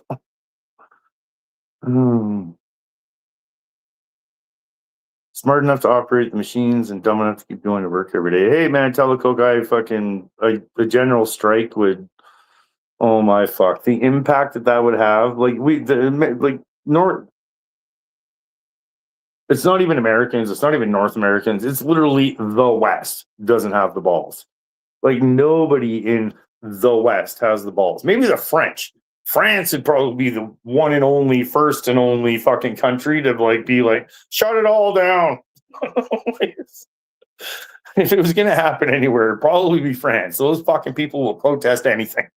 So outside of France, I can't see it happening anywhere else. Not in the UK, not in America, not in Canada, not in Australia, not nowhere in the West. But it needs to happen. They would definitely shut it all down. They would capitulate, at least on some things. They would they wouldn't know what to do. They would go into fucking panic mode. I'm sure they have contingencies for it, but you got to keep the rollerblading legend rolling. Greece is rolling over to the Zion Nazis. Good. Follow Dimitri Lascaris. If you want to know what's going on over in Greece, follow Dimitri. If you want to know what's going on in the world, follow Dimitri.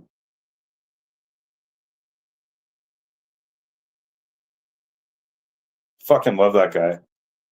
I wish he would have won the fucking. Holy shit, he's up to 188,000 subscribers now.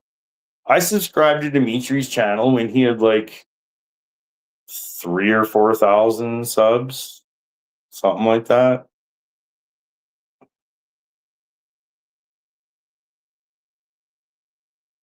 Dimitri is fucking awesome.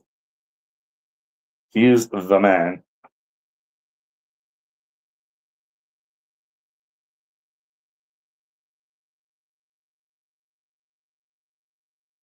He's done some amazing pieces on.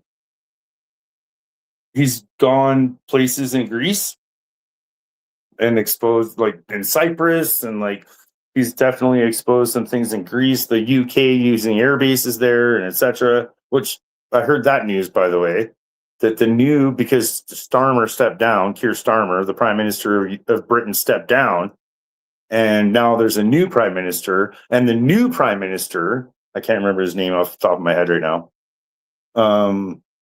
He okayed it for the US to use UK military bases to conduct strikes and attacks from. So apparently Starmer wasn't Zion Nazi enough for the Zion Nazis.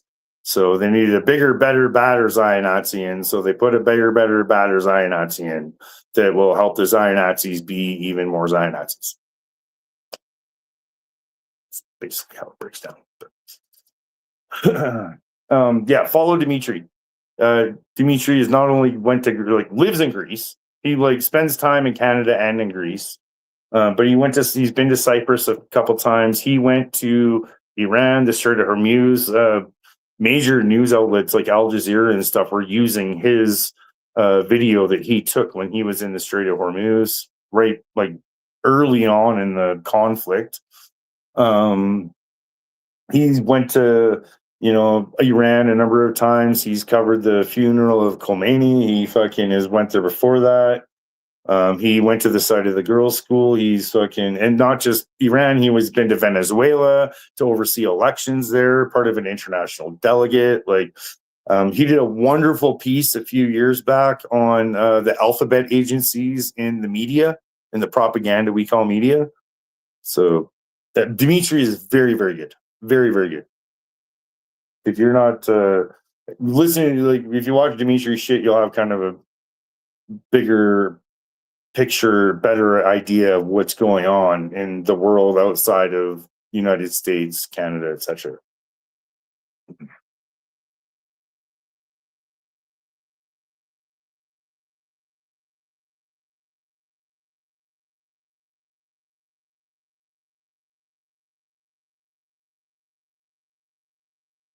Well, Spoon, don't forget that a lot of U.S. bases are getting fucking annihilated. Like the U.S. bases have been taking substantial, huge fucking losses, like massive. And the countries that house those fucking U.S. bases, like, so I don't know. It doesn't actually surprise me that because the UK was not allowing the US to conduct strikes from their bases. And it doesn't surprise me that there's been a panic and yeah, there's an emergency and a necessity. Like, we need to fucking stage from these bases because we're getting fucking hammered. Like, so the American public is being completely fucking lied to about really what's the position. Like you see in the movies that there's like, you see the top people in the movies that are like taking the stick and they're moving the pieces around the board, right, of the map where troops are and positions taken and positions lost and etc. Yeah, Americans are being lied to about what that board looks like and what's happening on that board. Because what the American people are being told is drastically different than the reality on the ground. It's hugely, massively. The Americans are taking way more losses than they want to admit and acknowledge. Way more.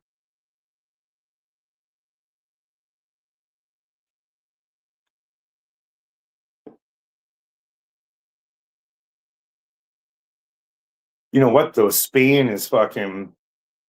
I was talking about this the other night. Like, if Spain decides to get fucking spicy, man, Spain would be a linchpin. If Spain decides to get involved in some way, militarily, I'm speaking. If Spain decides to pull the trigger, now you have a massive world problem on your hands. It's weird, but it kind of comes down to Spain. Like, oh my fuck. And that happened when Yemen got involved. With Yemen getting involved and shutting down the Red Sea, that completely fucked Saudi. That fucked Saudi so hard, it's not even fucking funny how bad that fucked Saudi Arabia. With Iran and Yemen being like, fuck you guys, giving the double bird and like the double tap to like the waterways, Saudi just got fucked. And if Spain decided to get spicy and shut down the fucking Strait of Gibraltar, there's a massive issue. This is going to impact the planet. Europe is going to be fucked like to a degree. Like, it's, I don't know. It would definitely change the fucking whole dynamic. Like, it's so weird. Like, I don't know. It's fucking weird. Like, it feels as well like there's in most conflicts, like it feels like there's two sides, right? Like, this group of countries or whatever against that group of countries type deal thing. Like, just traditionally, let's say, right? Like, it's always like a two-headed event. This doesn't feel like that. This feels like a three-headed event or something where there's countries that are like intermingling, right? And like, I don't know, Russia plays a huge factor. Like, there's countries that play a huge fucking factor that are like not necessarily, I'm not saying Russia has clearly developed interest in relationships with Iran, but at the same regard, I don't know. It doesn't feel like it's only just a two-faced thing. It feels like it's much more dimensional than that. Like, it's three or four, like everybody butting heads type deal thing in like a circular ring. Like, it's not your traditional, like, these guys versus these guys. That's not really how it is. It feels like right now, like, it's way more muddled.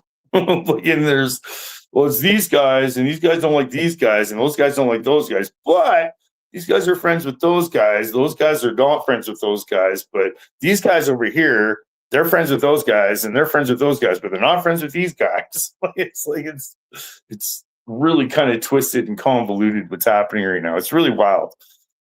Spain in the mix would be interesting. Yeah, Spain would be, I don't know. If Spain decides to, like I said, if Spain decides to get spicy, it's going to change the world. It's going to change the whole dynamic. It's going to change fucking everything. Or Turkey even as well. But I don't know. Spain is the fucking Strait of Gibraltar, right?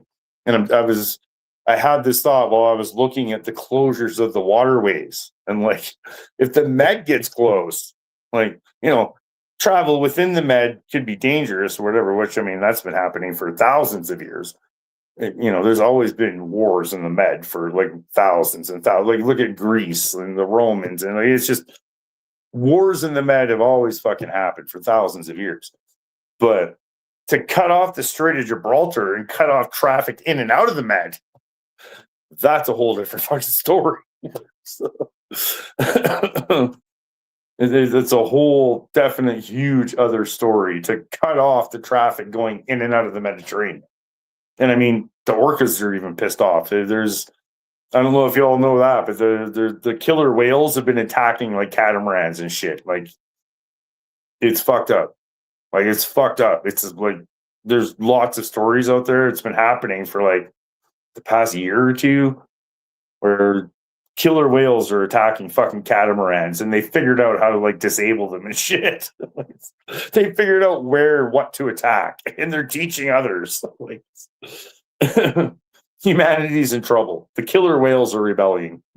I'm thinking about moving to Toronto or Montreal. Oh, Montreal, they speak a lot of French, man. Toronto's very gray. Very gray, very cold. No, I don't think you should move to either one of those places, Tully. I mean, Massachusetts gets cold, but if anything, I would suggest to you to come west. West would be more your style. I mean, maybe, I don't know.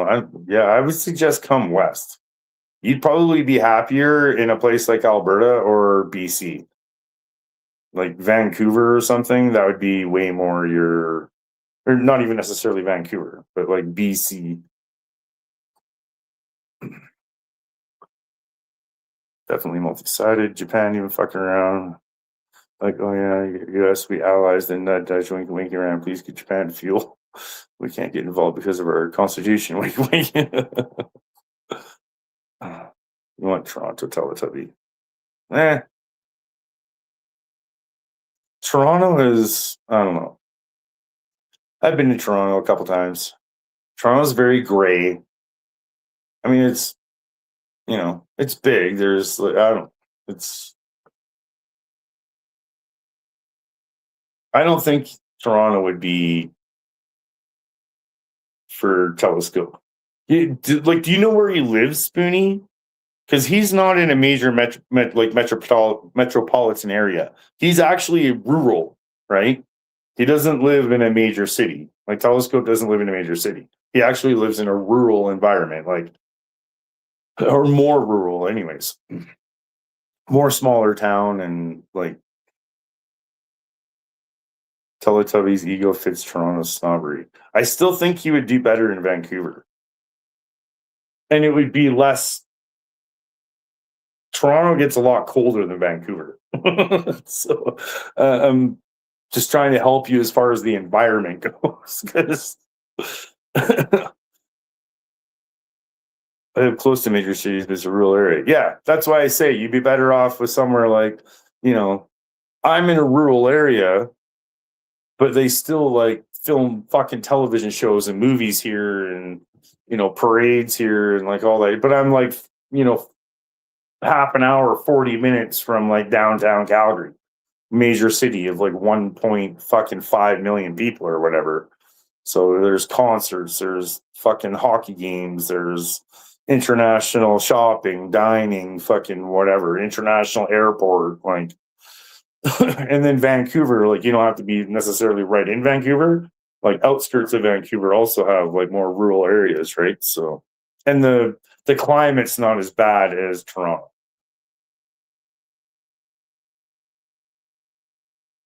Kitchener-Waterloo. It's probably more. That'd be better than Toronto, fucking proper type deal thing. There's a Mennonite here, the Kitchener-Waterloo here. Some tickets.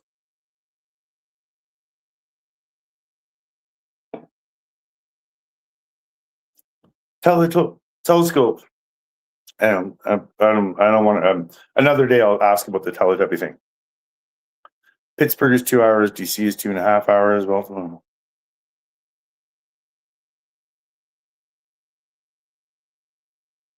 Baltimore is 3 hours. Philly is 4 hours. Yeah, but you that's American though.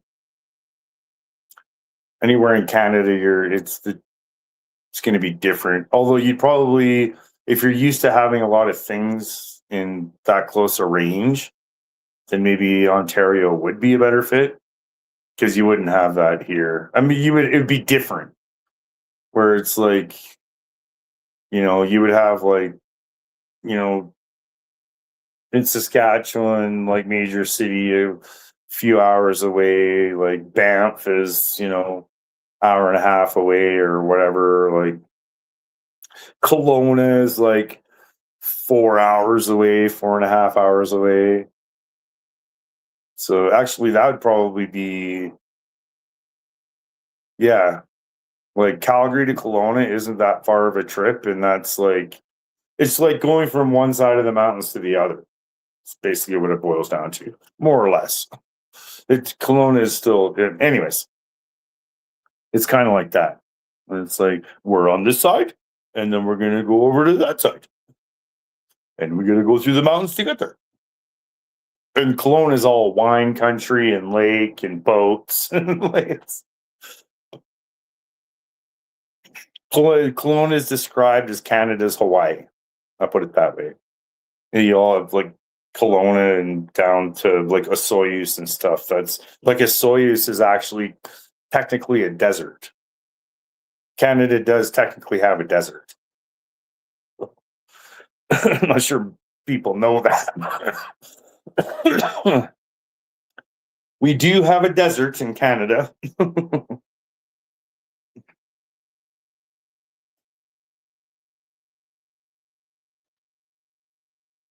Out west is much, I don't know. I haven't been to Ontario in a long time.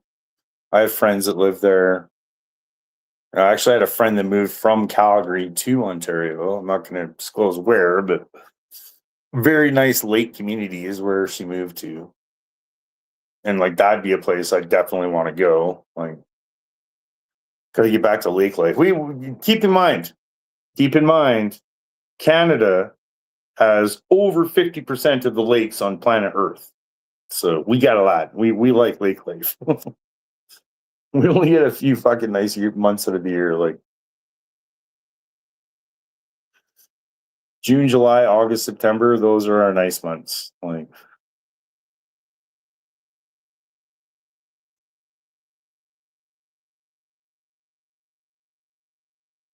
Teletubby is just something I made up. It's one of the less offensive things. I don't know. I usually just say Telly. I used to call it Teleco.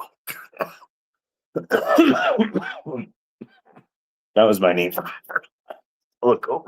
I know it's right. I like Teletubby. It's my favorite nickname. I'm in a lake in mountain country. It might look hilarious. See, that's why I was saying, like, if you go out fucking like this way or BC, like then that's lake life. BC is lake life. And if you go into some of the southern parts of BC, it's way less fucking winter. Way less wintry. Because lots of places here in Canada get to be minus 40 during the winter or thereabouts. I think it's been a little bit since we've hit minus 40, but We've been hitting like minus 37, minus 38. Might as well be minus 40. It's usually not for long. On the plus side as well, like on the flip side, we do hit like there'll be days in like January or February where it'll be like plus 15 type deal thing. Like people are out in fucking shorts and t-shirts. Voting Victoria. Victoria is a nice fucking city. Very rainy. Oh, Kelly, what does your fucking fiance do? Minus 35 was hell for me the other. Yeah, that's. We get down to those temperatures. Okay, but tell these mountains are really just hills to those that live with the west. Well, I saw your mountain today in your live stream that you showed, and I kind of laughed. It was like we had one of that, like that mountain that you showed. I know it technically is a mountain by the size of it. I looked because I used to have the same thing by where I lived when I grew up, and it was technically a mountain because it met a specific height requirement, but it was viewed as a hill. It was a big hill. We used to go snowmobiling up it all the time. So, you know, snow on the tops, just a little summer there, not mountains. Yeah. Oh yeah, those are the hills that came in Japan Alps. Got you. I'm pretty sure Telescope's fucking fiance does like I think it's I can't remember if it's chemistry or biology. I think it's biology.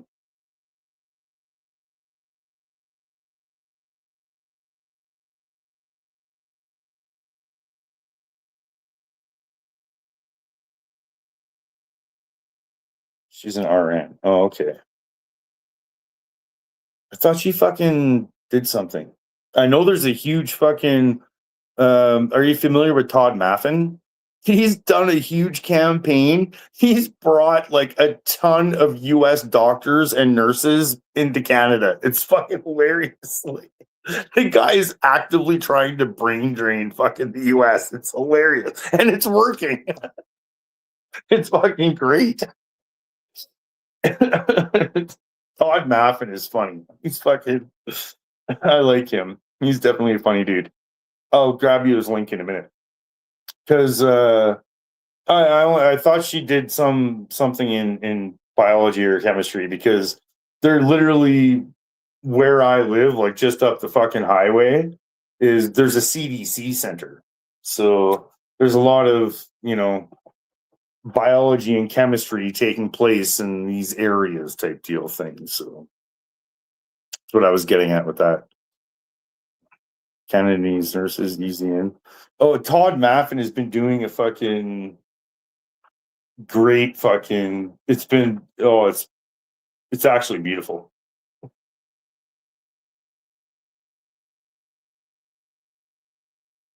Holy shit, his fucking subscribers have blown up too. He's at 236,000 subscribers. Holy shit.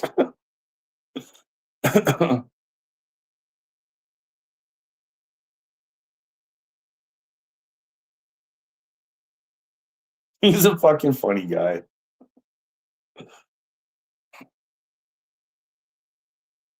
But he's actually been doing like actual work, like bringing in American nurses and doctors and shit.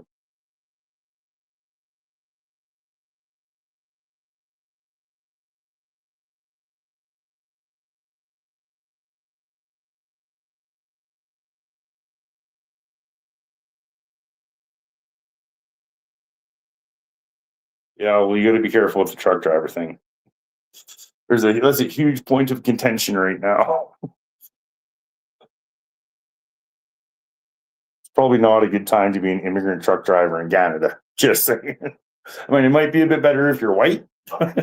It's just I wouldn't play with that one. It's just danger. It's bad.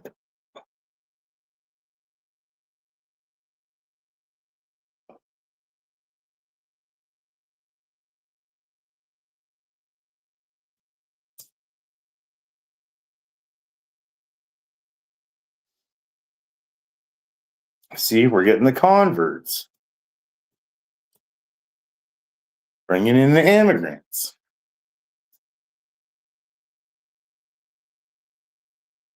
Trump is the best #1 Zionist puppet pedophile. Got it.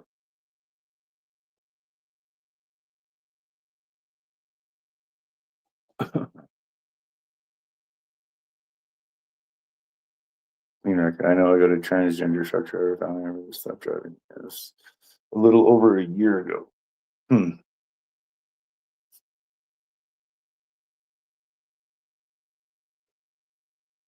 Yeah, that's.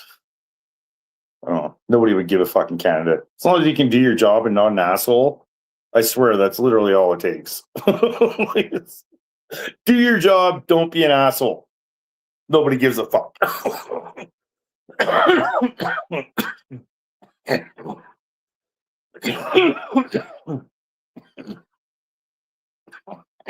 Leave people alone. That's a big one. Like, do your job, don't be an asshole, leave other people alone. Like, don't force your shit on other people. Like, I'll do my thing, you do your thing. Neither of us give a shit about whatever you're doing as long as it's not hurting anybody or anything, and nobody cares. Go fuck off. That's Canadian culture right there.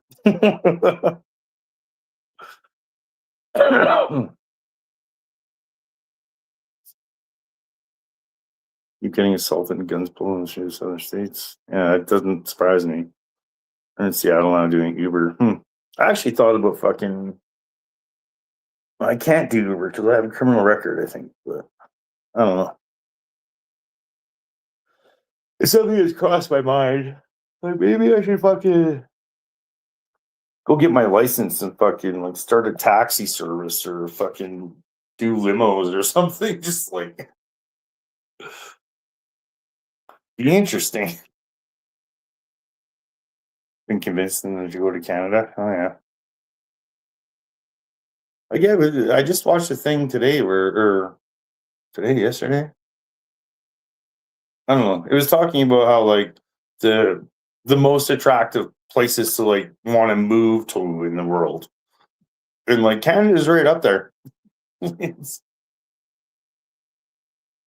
healthcare, education, like clean, safe. Like, I mean, nowhere's 100% safe, obviously, but safer than most places.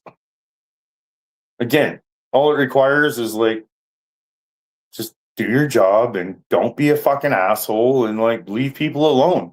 It's that's all it takes. If you can do those 3 things, you're good. You fuck up those 3 things, it's like what the fuck? We don't mess around. There's no nonsense. They also started doing Amazon deliveries. Oh yeah. Can't live in that type of area. People talk to you and have a different opinion. The streets make life absolutely absurd. I don't know. Like I said, I talked to that American the other day, and we didn't agree on some things, but we could still have the conversation. And I don't know. It probably helps that his wife is pro-Palestine. That came up. So, he's like, well, I've always kind of been pro-Israel. And I was like, yeah, but, that's what you're brought up with and indoctrinated into. Like, and he's like, but my wife is like pro-Palestine. And like, I've started looking into some things and like, yeah, it's been kind of like eye-opening. Like, I'll paraphrase, like, I'll just condense that. And he did like acknowledge, like, yeah, it's pretty eye-opening. Like, not everything is kind of as it seems type deal thing, or as we're told or whatever. Like,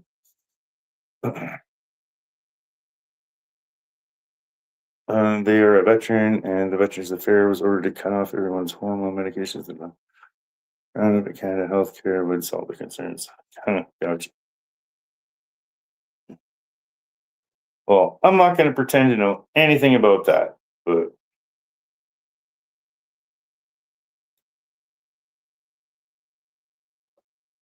I like a live and fucking let live society. Like, I'm gonna be free to think and say and do what the fuck I want, and you can too. And again, just do your job. Don't be an asshole. Don't bother anybody, and nobody gives a shit. Like, just, you know, consenting adults behind closed doors, nobody gives a fuck. Like, nobody wants to give a fuck. Like, keep that shit to yourself. We don't care. As it should be, honestly.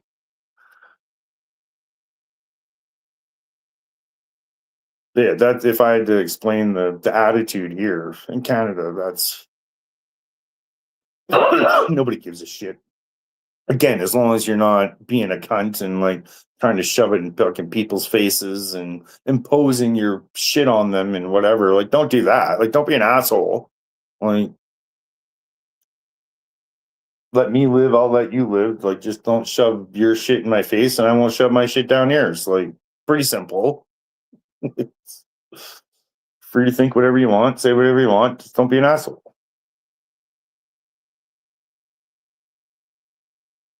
That's why my mom lives in Victoria, Coke.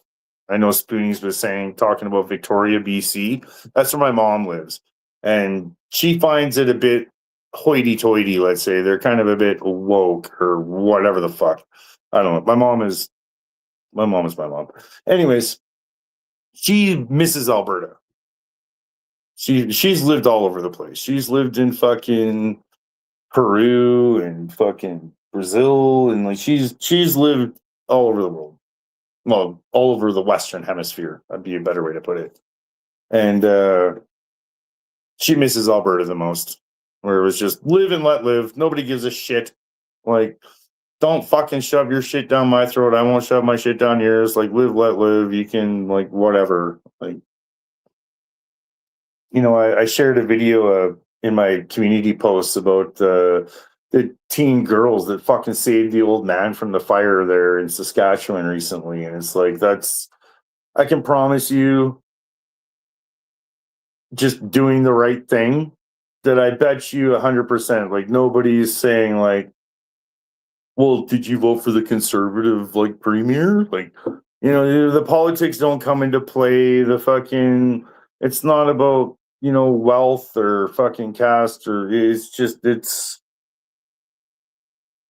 we're all human beings, right? So we have a different mentality here in Canada, I guess, than most places.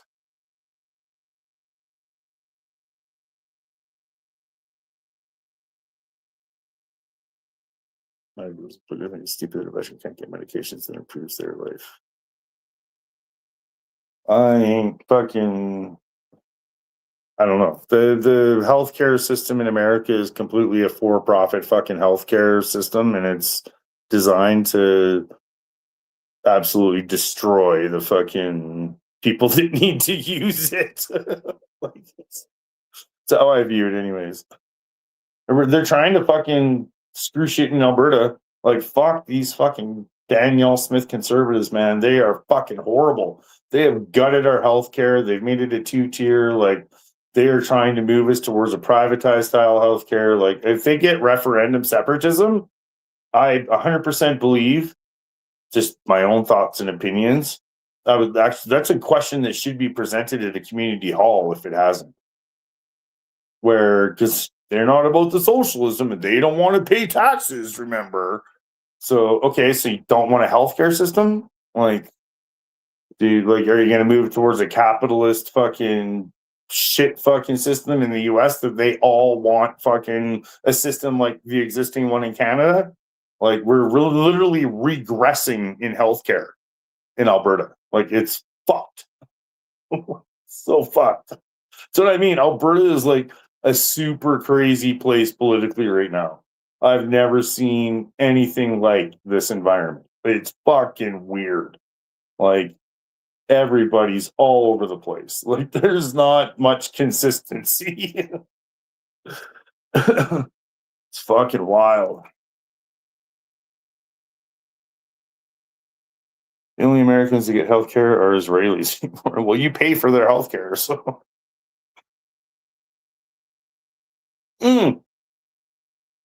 Did you all see the video the other day Maybe you didn't. I don't know what circles you're running, but there was a video of a fucking Israeli that got arrested in the US, and she was freaking out and saying that she was not going to stop driving on the left-hand side of the road.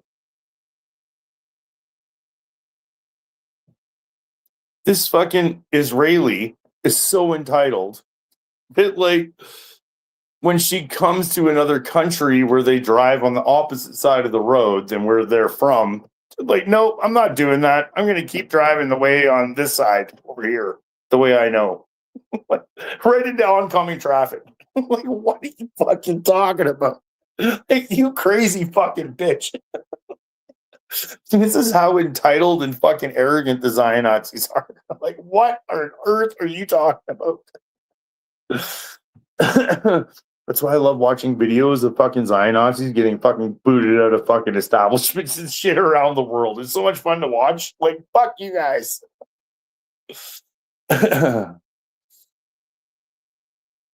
Hey, cheers, Megan.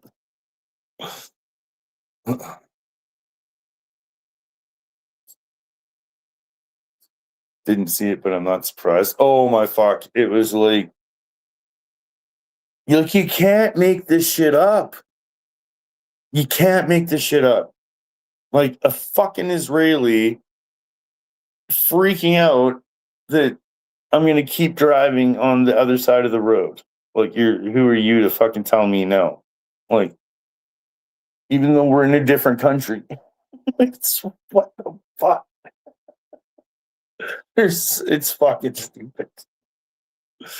I hate driving on the left side of the road here in Japan. It messes with my brain. I can imagine. I still turn in my windshield wipers when I'm in my blinker. I get that.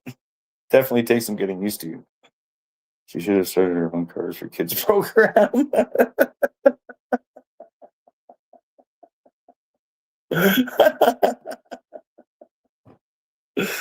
That was a good one. If you know, you know. That was a good one.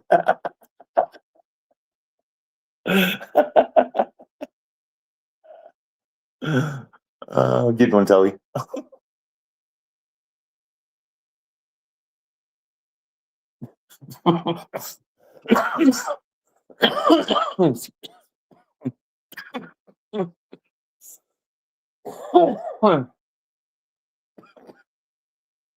Yeah, man, the psycho shit.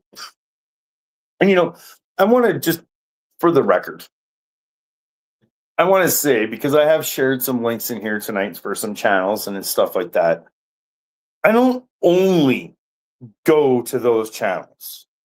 I go to channels that I completely disagree with as well. Like, I go to the Rebel News.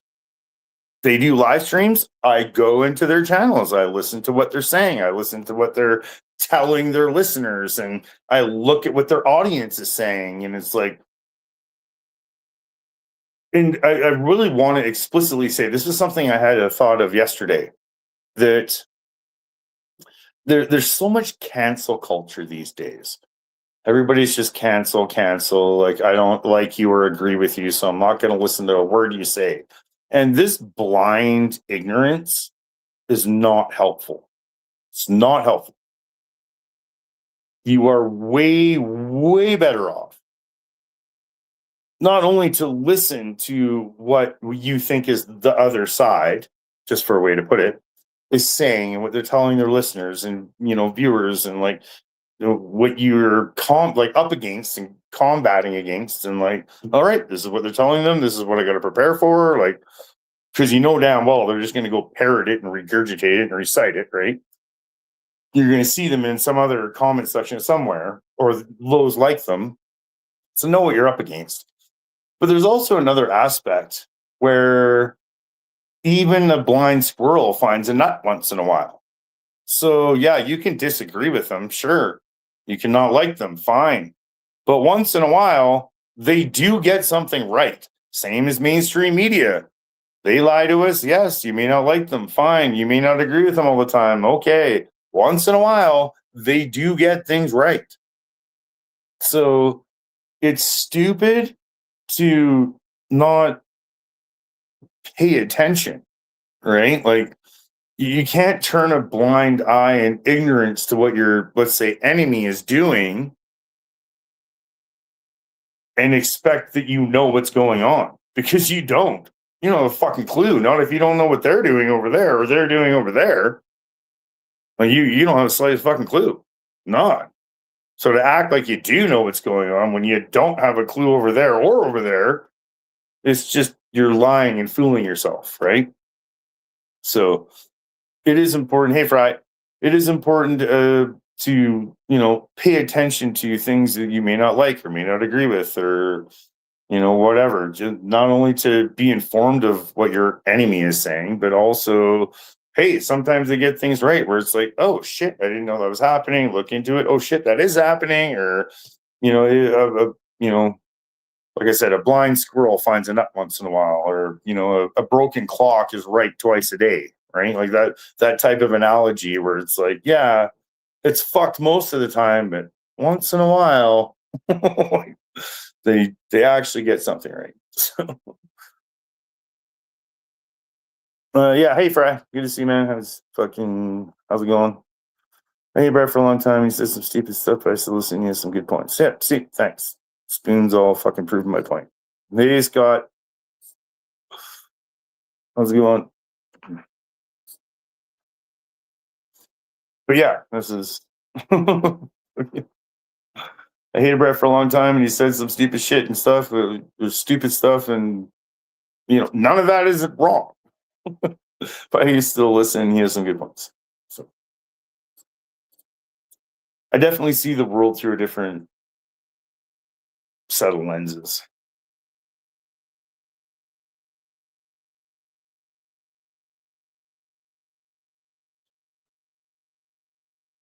Definitely different than most.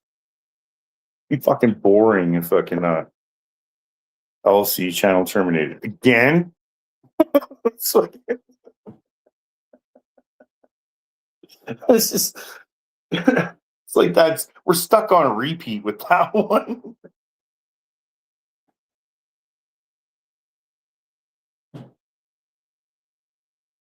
LC's channel is always fucking terminated. It's just a regular occurrence thing. At this point, it's like expected, not shocking. It's like, of course it did. Whatever. I think I unblocked him on my channel. He doesn't come over here anymore. He hasn't for probably, I don't know, a year or two. I had him blocked for a while though, so I just stopped giving a shit. Make the world a bit more fun and have some color. I still care. I don't know. I want to stop genocide and ethnic cleansing, so I don't know another way to do it that doesn't involve me going to jail or getting killed than to speak up about it and try and inform as many people as I can. And hopefully the public opinion will shift over time. I've talked to a lot of Palestinians as well. They've told me the same thing. Like, just keep doing what you're doing. Raise awareness, like, shit. Like, it's just keep telling people, like, keep doing what you're doing. So I keep doing what I'm doing. LC needs to stop viewbotting his channel. I told him that a long time ago.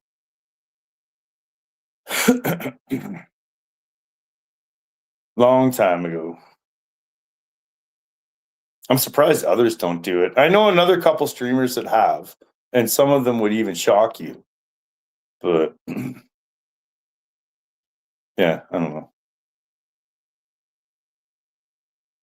It's like Tully was fucking saying here about giving a shit. Like, it's we seem like our society seems a little off in what we should care about and we're not, and what we shouldn't care about and we are.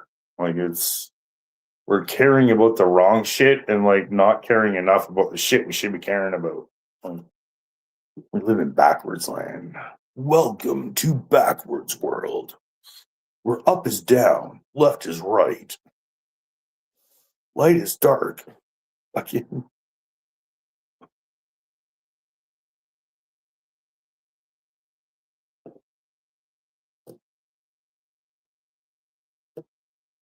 Nah. I don't know about that. Our whole Western society is completely shifting towards totalitarianism, like authoritarianism, totalitarianism. Like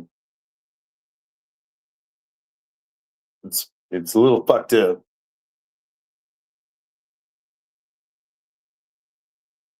Wouldn't have gone to multiple pro-Palestine protests if it wasn't for Brett teaching me. See, that's why I say shit. If you see something, say something. See something, say something. I just try and help educate the people. They just decimated a whole bunch of Canadian graves. I'm not sure I've talked about that yet. Those motherfuckers. So, like, since World War One, we've had a Canadian fucking memorial there with our troops buried there in Palestine. Canadian soldiers have been buried in Palestine. And since World War One, those graves have been protected, looked after, kept up. That graveyard is completely been completely looked after. Zion Nazis bombed it, bulldozed it. That's how fucking messed in the fucking head these people are. And I really wish that every single fucking Canadian citizen on planet Earth completely had knowledge and understanding that the Palestinians looked after our fallen Canadian soldiers for over 100 years. And the Zion Nazis just bombed and bulldozed it without even, they didn't give a fuck. So why the fuck we're allied with Israel in any way, shape, or form? I cannot even fucking fathom. Like, what is wrong with you? Like, no fucking Canadian soldier should ever ally with fucking Israel. That is just, you got to be the dumbest motherfucker on planet Earth. Like, it's just, we literally fight against them. They're worse than the fucking Nazis. Like, we should be fighting against them. Say what you want. I've been liking a lot of what Dan Bilzerian has been saying. He's made a lot of good fucking points. Like, I like his explanation when he has talked about why he doesn't just say Zionism, and I completely get it because I'm super anti-Zionist. But he actually goes a step further and talks specifically about Jewish supremacy. And it's like, that is a strong, valid point because Jewish supremacy existed prior to Zionism ever existing. So it's actually Jewish supremacy is an issue the same way that, Christian KKK supremacy should be an issue, right? It's the same fucking, field of talking points. So I've actually liked a lot of what Dan Bilzerian has been saying in regards to that specific topic, and it's an important one. So if that guy's running for Congress against Randy Fine, go Dan, go. Even though I get it, there's lots of people that are get really super angry because like Dan Bilzerian refers to Randy Fine as that fat Jew. I get the fucking animosity and like, just I'm offended. Like, yeah, I get that, but there's a flip side to that where it's like Dan's not lying. He's say what you want, but he's not lying. I mean. It's fucking strange times in which we live. And I agree that the supremacy is an issue, no matter who it is. Doesn't matter if it's Jewish or Christian or Muslim or even atheist supremacy. I don't like any of the supremacy bullshit. It's not healthy or conductive to a fucking cohesive societal collective. Like, supremacist bullshit, no matter where it comes from, doesn't fit in with an egalitarian society and could never fit in. So fuck the supremacy, no matter where it comes from.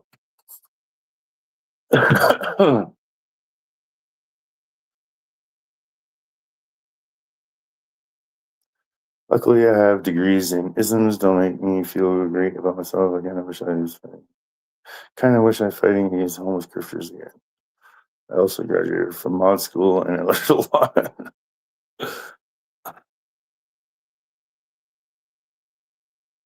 I didn't have any argument with people that Israel's not a democracy when there is an apartheid nation. They are. Haha. Tell you a spelling mistake. But, or wrong. Anyways. They're a theocracy, actually. They're not a democracy. They're a theocracy. And they're a theocracy of fucking extremists. Extremists to the fucking beyond. Terrorists, extremists, fucking supremacists. That's Israel. Israel are terrorists, supremacists, extremists. That's their society in a couple words. Complete extremists, complete supremacists, complete fucking terrorists.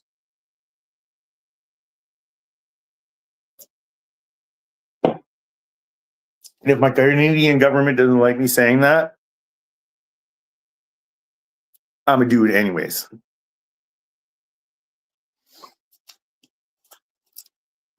Actually, that's something I should talk about for a minute.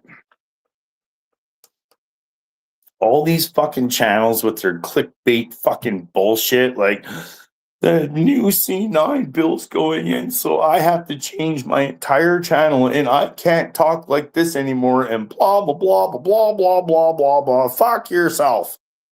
Oh, fuck off. We have a right to freedom of expression. All it takes is a Supreme Court challenge over constitutional rights where it's like this bill is violating my constitutional rights for freedom of expression.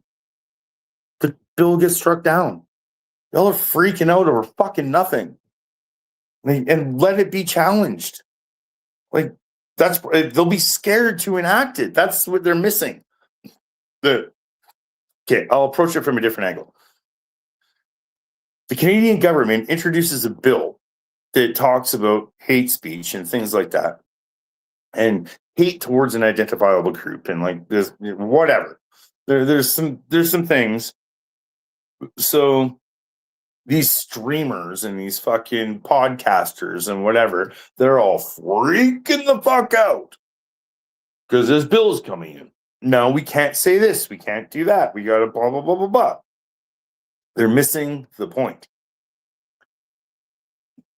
The Canadian government is going to have a hard time I could be totally full of shit. Don't take my word for anything. They might come knock on my fucking door tomorrow. Okay? But I'm going to say what I'm about to say anyways. In my opinion, and in what I think, the Canadian government is actually going to be hard-pressed to actually enforce this law because they might be scared that it's going to face a Supreme Court challenge and the law is going to get stricken down, which is what happens. But it's not necessarily about that. The law is on the books. So now these dumb fuck podcasters and streamers and shit that are all freaking out about it and entirely curbing themselves and then growing the animosity to the government, they're playing right into the hands. Like you're being sheeple. That's exactly what they want you to do is capitulate. They don't have to enforce it if you're willingly doing it. Even if you cry about it, they can cry all you want. They don't give a fuck. You're doing it. I'm not going to do it. Do you follow? Like it's these podcasters and fucking live streamers or shit that are changing their behavior, changing their speech just because there's a law on the books that's anti-constitutional. It wouldn't survive a Supreme Court challenge. They're freaking out and they're curbing themselves. You're giving them what they want when you do that. Even when you cry about it, they don't care. Cry all you want. Wham. Boo. You're doing it. Like you're curbing your speech. You're fucking like whatever, right? Like, I don't know.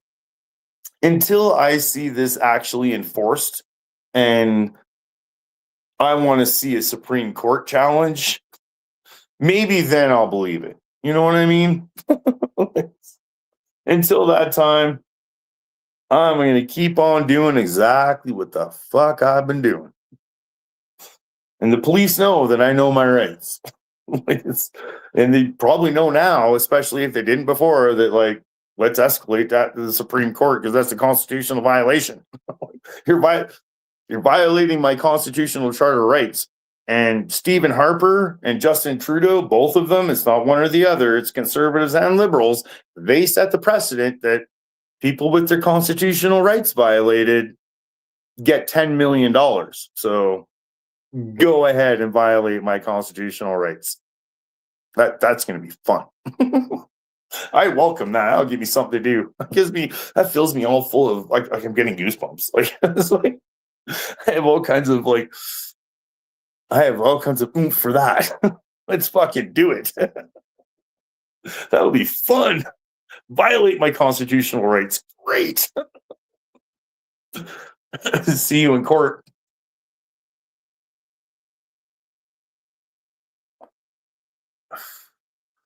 See, they're fucking pussies.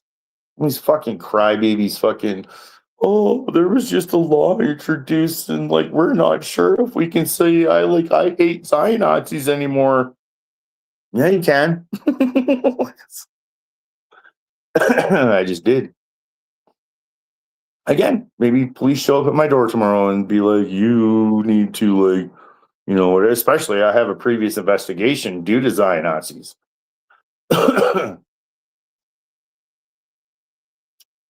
Go ahead. See you in court.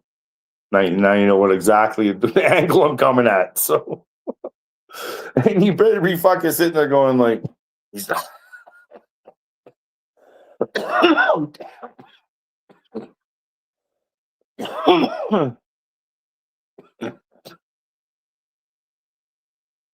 I lit a joint instead of a smoke. Whoops. I grabbed the wrong pack. I had both packs sitting right beside one another. I went to grab a smoke.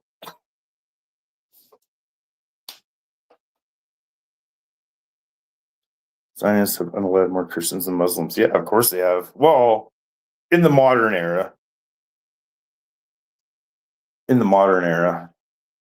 I mean, we can't forget the Crusades happened. But I mean, even that said, I don't know. Israel's been doing this shit for almost 80 fucking years. They've ethnically cleansed a lot of Christians and Zionists, especially because not even just them in the Holy Land in the Levant of like Palestine, Lebanon, Jordan, like all that, Syria, whatever. But also like Zionists are backing fucking militias and, extremist groups that are like unaliving Christians in other parts of the fucking planet, right? Like in Africa and shit. So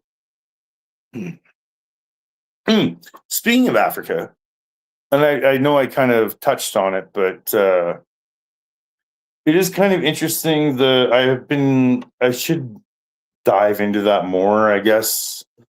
I need to maybe go spend a day sitting at the lake or something and read and do some research, because the whole Ethiopian Bible thing is very different than the Bible the Westerners get. Give me my football, my Bible.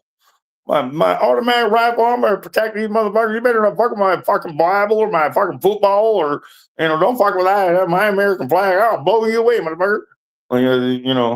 And the Bible is not even, the Bible they're getting is not the Bible. So the whole Ethiopian Bible is, I need to delve into that a little bit more. It's weird being an atheist, how people can't seem to understand or grasp that no, atheists actually do know some religious texts and stuff like that. That's usually how they become atheists. We're not ignorant. We can read, okay? Brett, what year were you born? I'm trying to figure out if you're older or younger than myself. I just had my 50th birthday. 1976. I just turned 50 on fucking Tuesday. Good times. My mom fucking texted me and she's like, holy shit. I'm like, I know, I get it. My mom is definitely tripping the fuck out that she has a 50-year-old child. She's like malfunction. How the fuck is my kid 50? It's fucking unbelievable. My daughter's, she can't hear you, but she's using it as a much younger yet. I just turned 50. It's, the white's catching up with me. Everyone assured why Jews are held in high regard because they don't believe in Jesus. Muslims actually believe Jesus is a prophet. I can add to that because literally Mary is the most holy woman in Islam. And as far as I understand it, there's a chapter in the Quran dedicated to Mary. Like Mary is the most holy woman in Islam. So, not to be a dick, but Jews view Mary as a whore. Like, Jew, Mary is a whore. Islam, Mary is the most holy fucking woman in the entire religion. Guess which one Christians favor? Sorry, Christians favor. Give my football, my Bible. Guess which ones they favor? Like, fuck is wrong with people? Feeling about a rabble would be interesting, and nothing about it, but it sounds interesting. Yeah, like there's, I guess, the Book of Enoch, and they have a lot more other books that are in there that like are from the original. Like it's lasted over time. Apparently, there's a lot of speculation where like Ethiopians were. I don't know. It's a rabbit hole that I would need to go into a whole lot further. Like to be able to talk with any kind of intelligence or informed position on it. So I'm going to study further before I talk anymore. I've came across this in the past little while. I've heard it from multiple sources. I don't know how it's kind of worked its way into my shit, but for whatever reason, it's popped up on my radar, and it's like, because I know some things in the Bible, and it's like, I'd be interested to know what I don't know. You know what I mean? Because if you know, you know.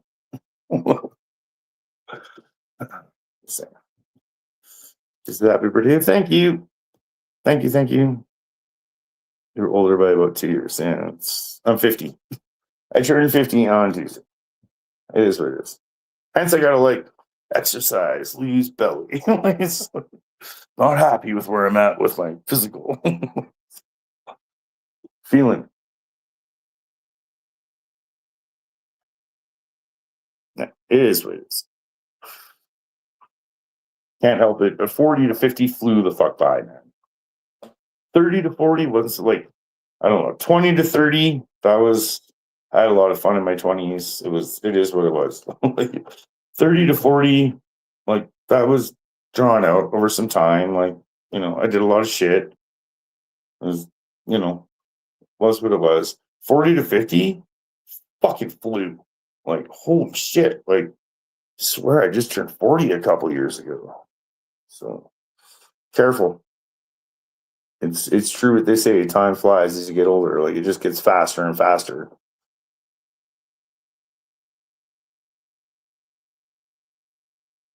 Yeah. Not sure I'll be teaching, but I might have some interesting talking points, maybe. I don't know. Depends on what I discover. It's the Apocrypha. I have a copy.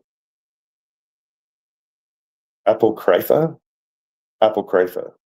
Sure I'm pronouncing that correctly. I feel like I should be wearing my glasses sometimes. Hold on. You guys haven't seen me wear fucking glasses. I actually need to go to the doctor and get prescription for glasses. I've been noticing it lately. Oh, that's way better for fucking. Yeah, I can totally read that way more clear. Yeah. Apocrypha. I'm pretty sure I'm pronouncing that correctly.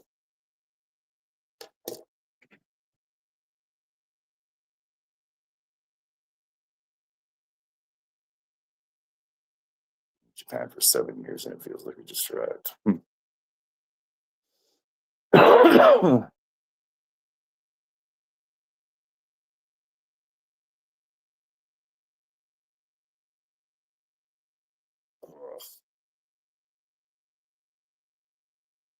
Definitely getting older.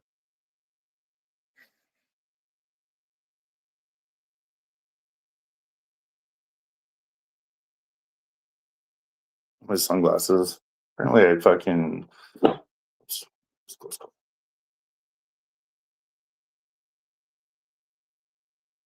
Wearing these ones lately.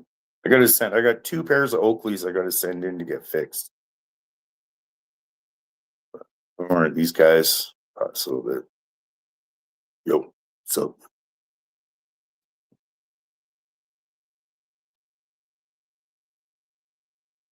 Most of the time it's like that. But yeah. Yo, what's up? No, I don't. just joshing. It's not how I roll.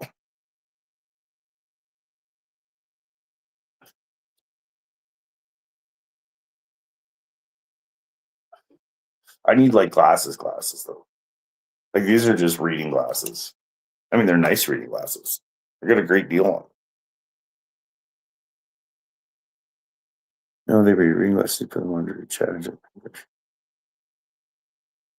Oh, I remember now. Yeah, I gave you shit. I was sitting at the gazebo that's no longer there. I went for a bike ride the other day and showed that gazebo where you're talking about with this. I know exactly what you're talking about now. Because yeah, I still have those glasses. I have those ones tucked away in my backpack. Those are like the emergencies. I have 3 sets of these ones. So I have like one that I have here, like in the living quarters, and then like I have a set in the truck, and then I have a set in where I play cards. So I have them strategically located now. So when I need them, they're there. I don't have to go looking. But I do remember exactly what you're talking about. And yeah, I did a live stream when I was on the bike the other day because they had announced that, all that gazebo and stuff is all gone, which is too bad. I liked hanging out in there. It was kind of fun. There was bugs, but it was nice hanging out there.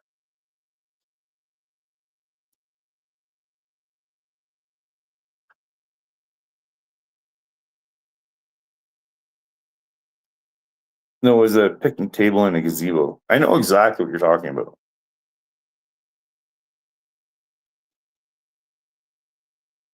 Completely and entirely. Not sure how I feel about looking at these.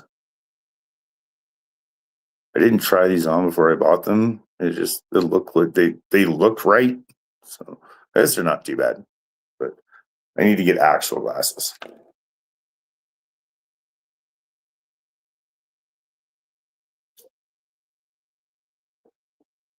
Starting to have a problem with the distances and stuff, as well as reading. So I need bifocals or like progressives or whatever. Now I want that junk. I'm getting old.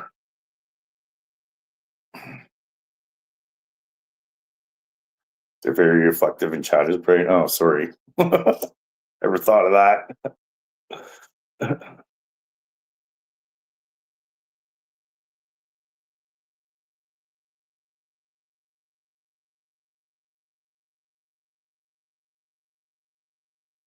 Those are old people words. Bifocals. I'm old. All right.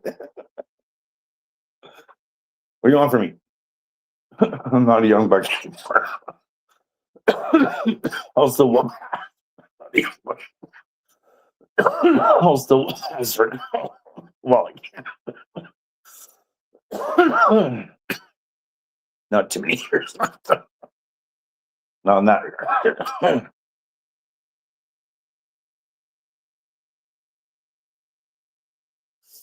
Not in that regard.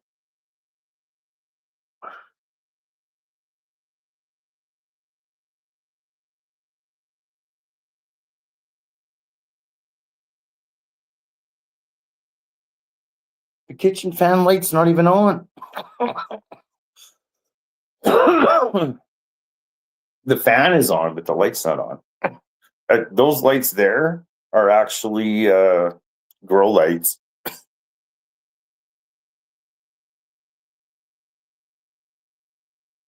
I was thinking about starting an herb garden. So there'd be fresh herbs to cook with.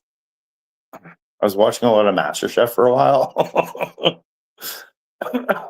Turns out I actually do have some cooking skill and I can spot talent. I've picked out the winner a number of years.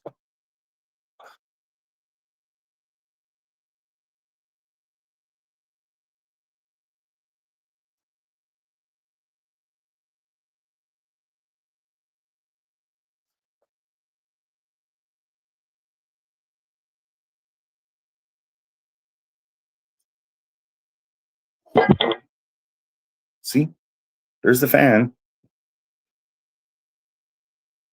Fan's on, lights on. See, you're good. Good. I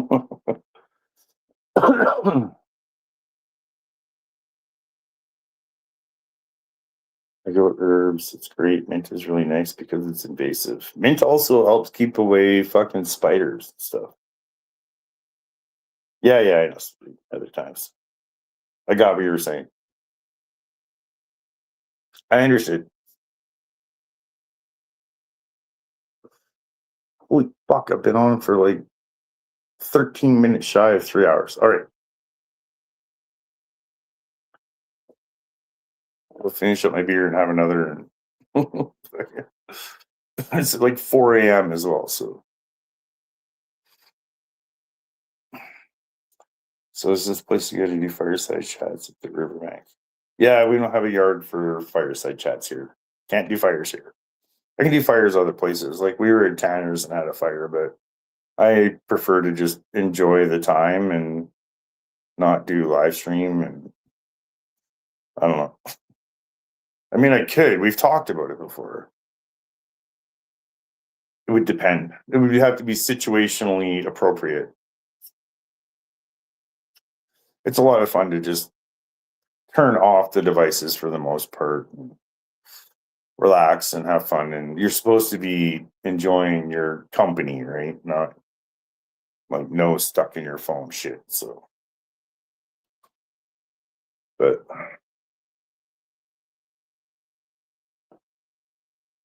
it's a possibility.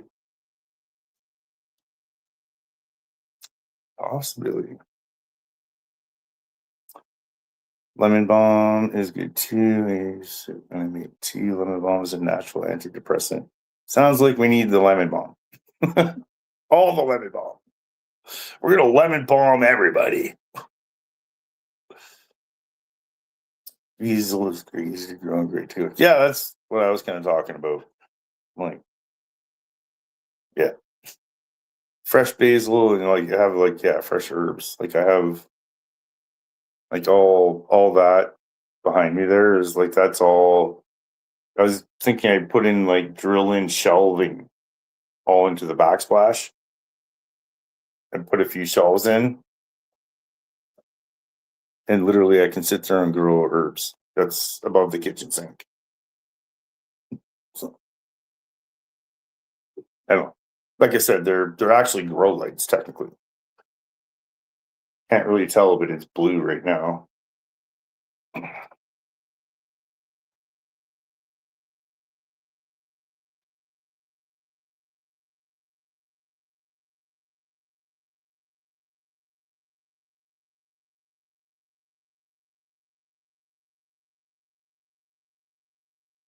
Multi-spectrum.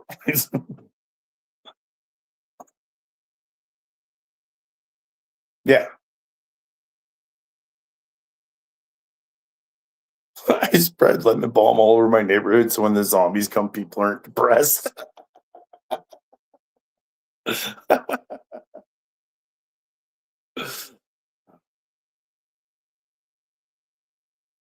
had issues with that. So, yeah. Conditions got to be right? You want to see the kitten? Hi, Buds. Want to come say hi? Say hi. It's nice. He's a good boy now.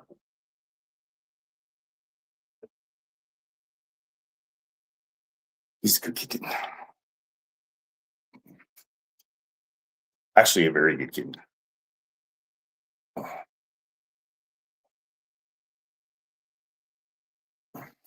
Albert. Albert is his name. He's a very good boy.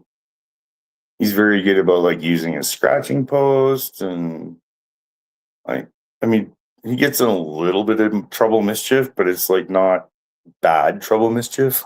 Like, he's developed this thing where like if we have to like doing the cat litter and stuff and there's like cat litter left in the box and like we close the box up and like whatever. So I can't like he has this habit of getting in the box and going to the bathroom in there. He's like, oh, some privacy finally.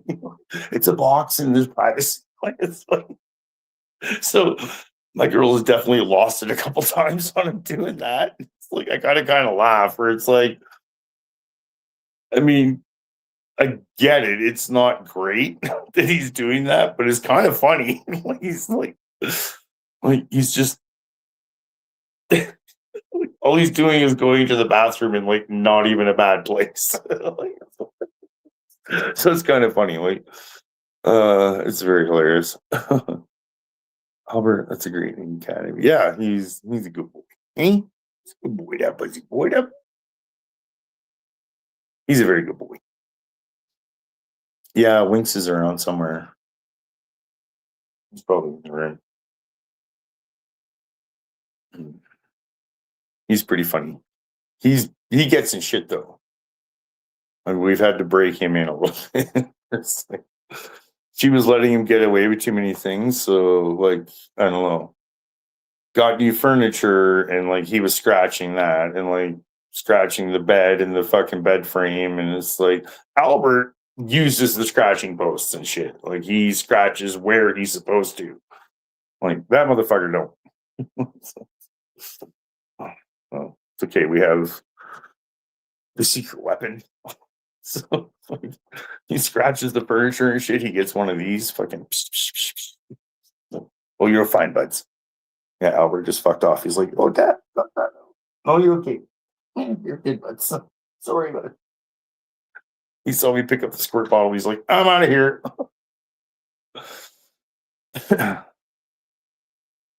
That's my cat's name is Mama.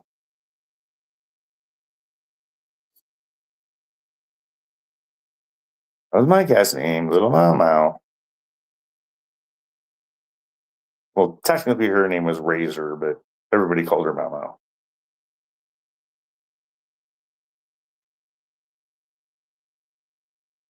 Sending runner got space to spread out. Some strawberries, flowers, or summer. That was my cat's name. We miss Mau Mau. Mau Mau was a good girl.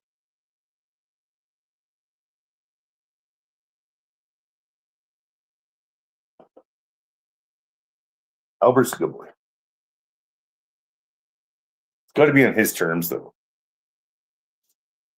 Mau Mau used to be able to like pick up and hold and whatever. He's still not at that stage. He's like, it's okay for a minute. Like it's you doing it. Like he knows it's me, so it's like okay, fine. But no, I want to. He's a bit of a free spirit, but yet he'll when I go to bed every night, he'll like jump up on my fucking chest and stuff, and like I'll pet him, and he'll like knead his claws into me and be purring away. And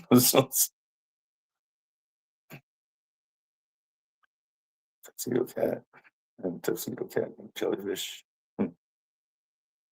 Pretty sure my mama was a Bombay.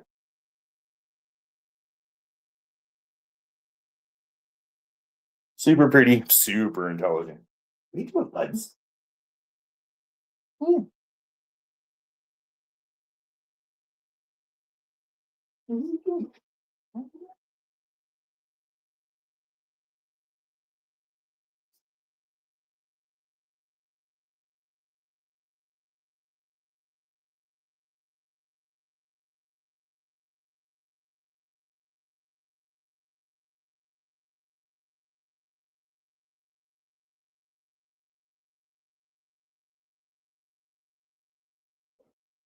This is Sir Albert.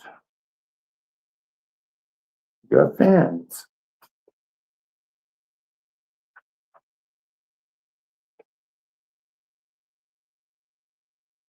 All right, 2:55. I'm gonna shut down. Might have a piece of pizza, but I need to shut down. It's 4 a.m. After 4 a.m. Thank you everybody for coming. Oh, I've actually kind of been liking like just popping on live, fucking hanging out for a few hours or whatever, an hour or two, whatever. Unwinding.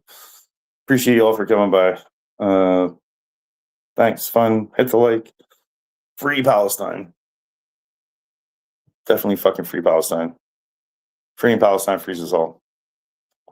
It's just the way it is.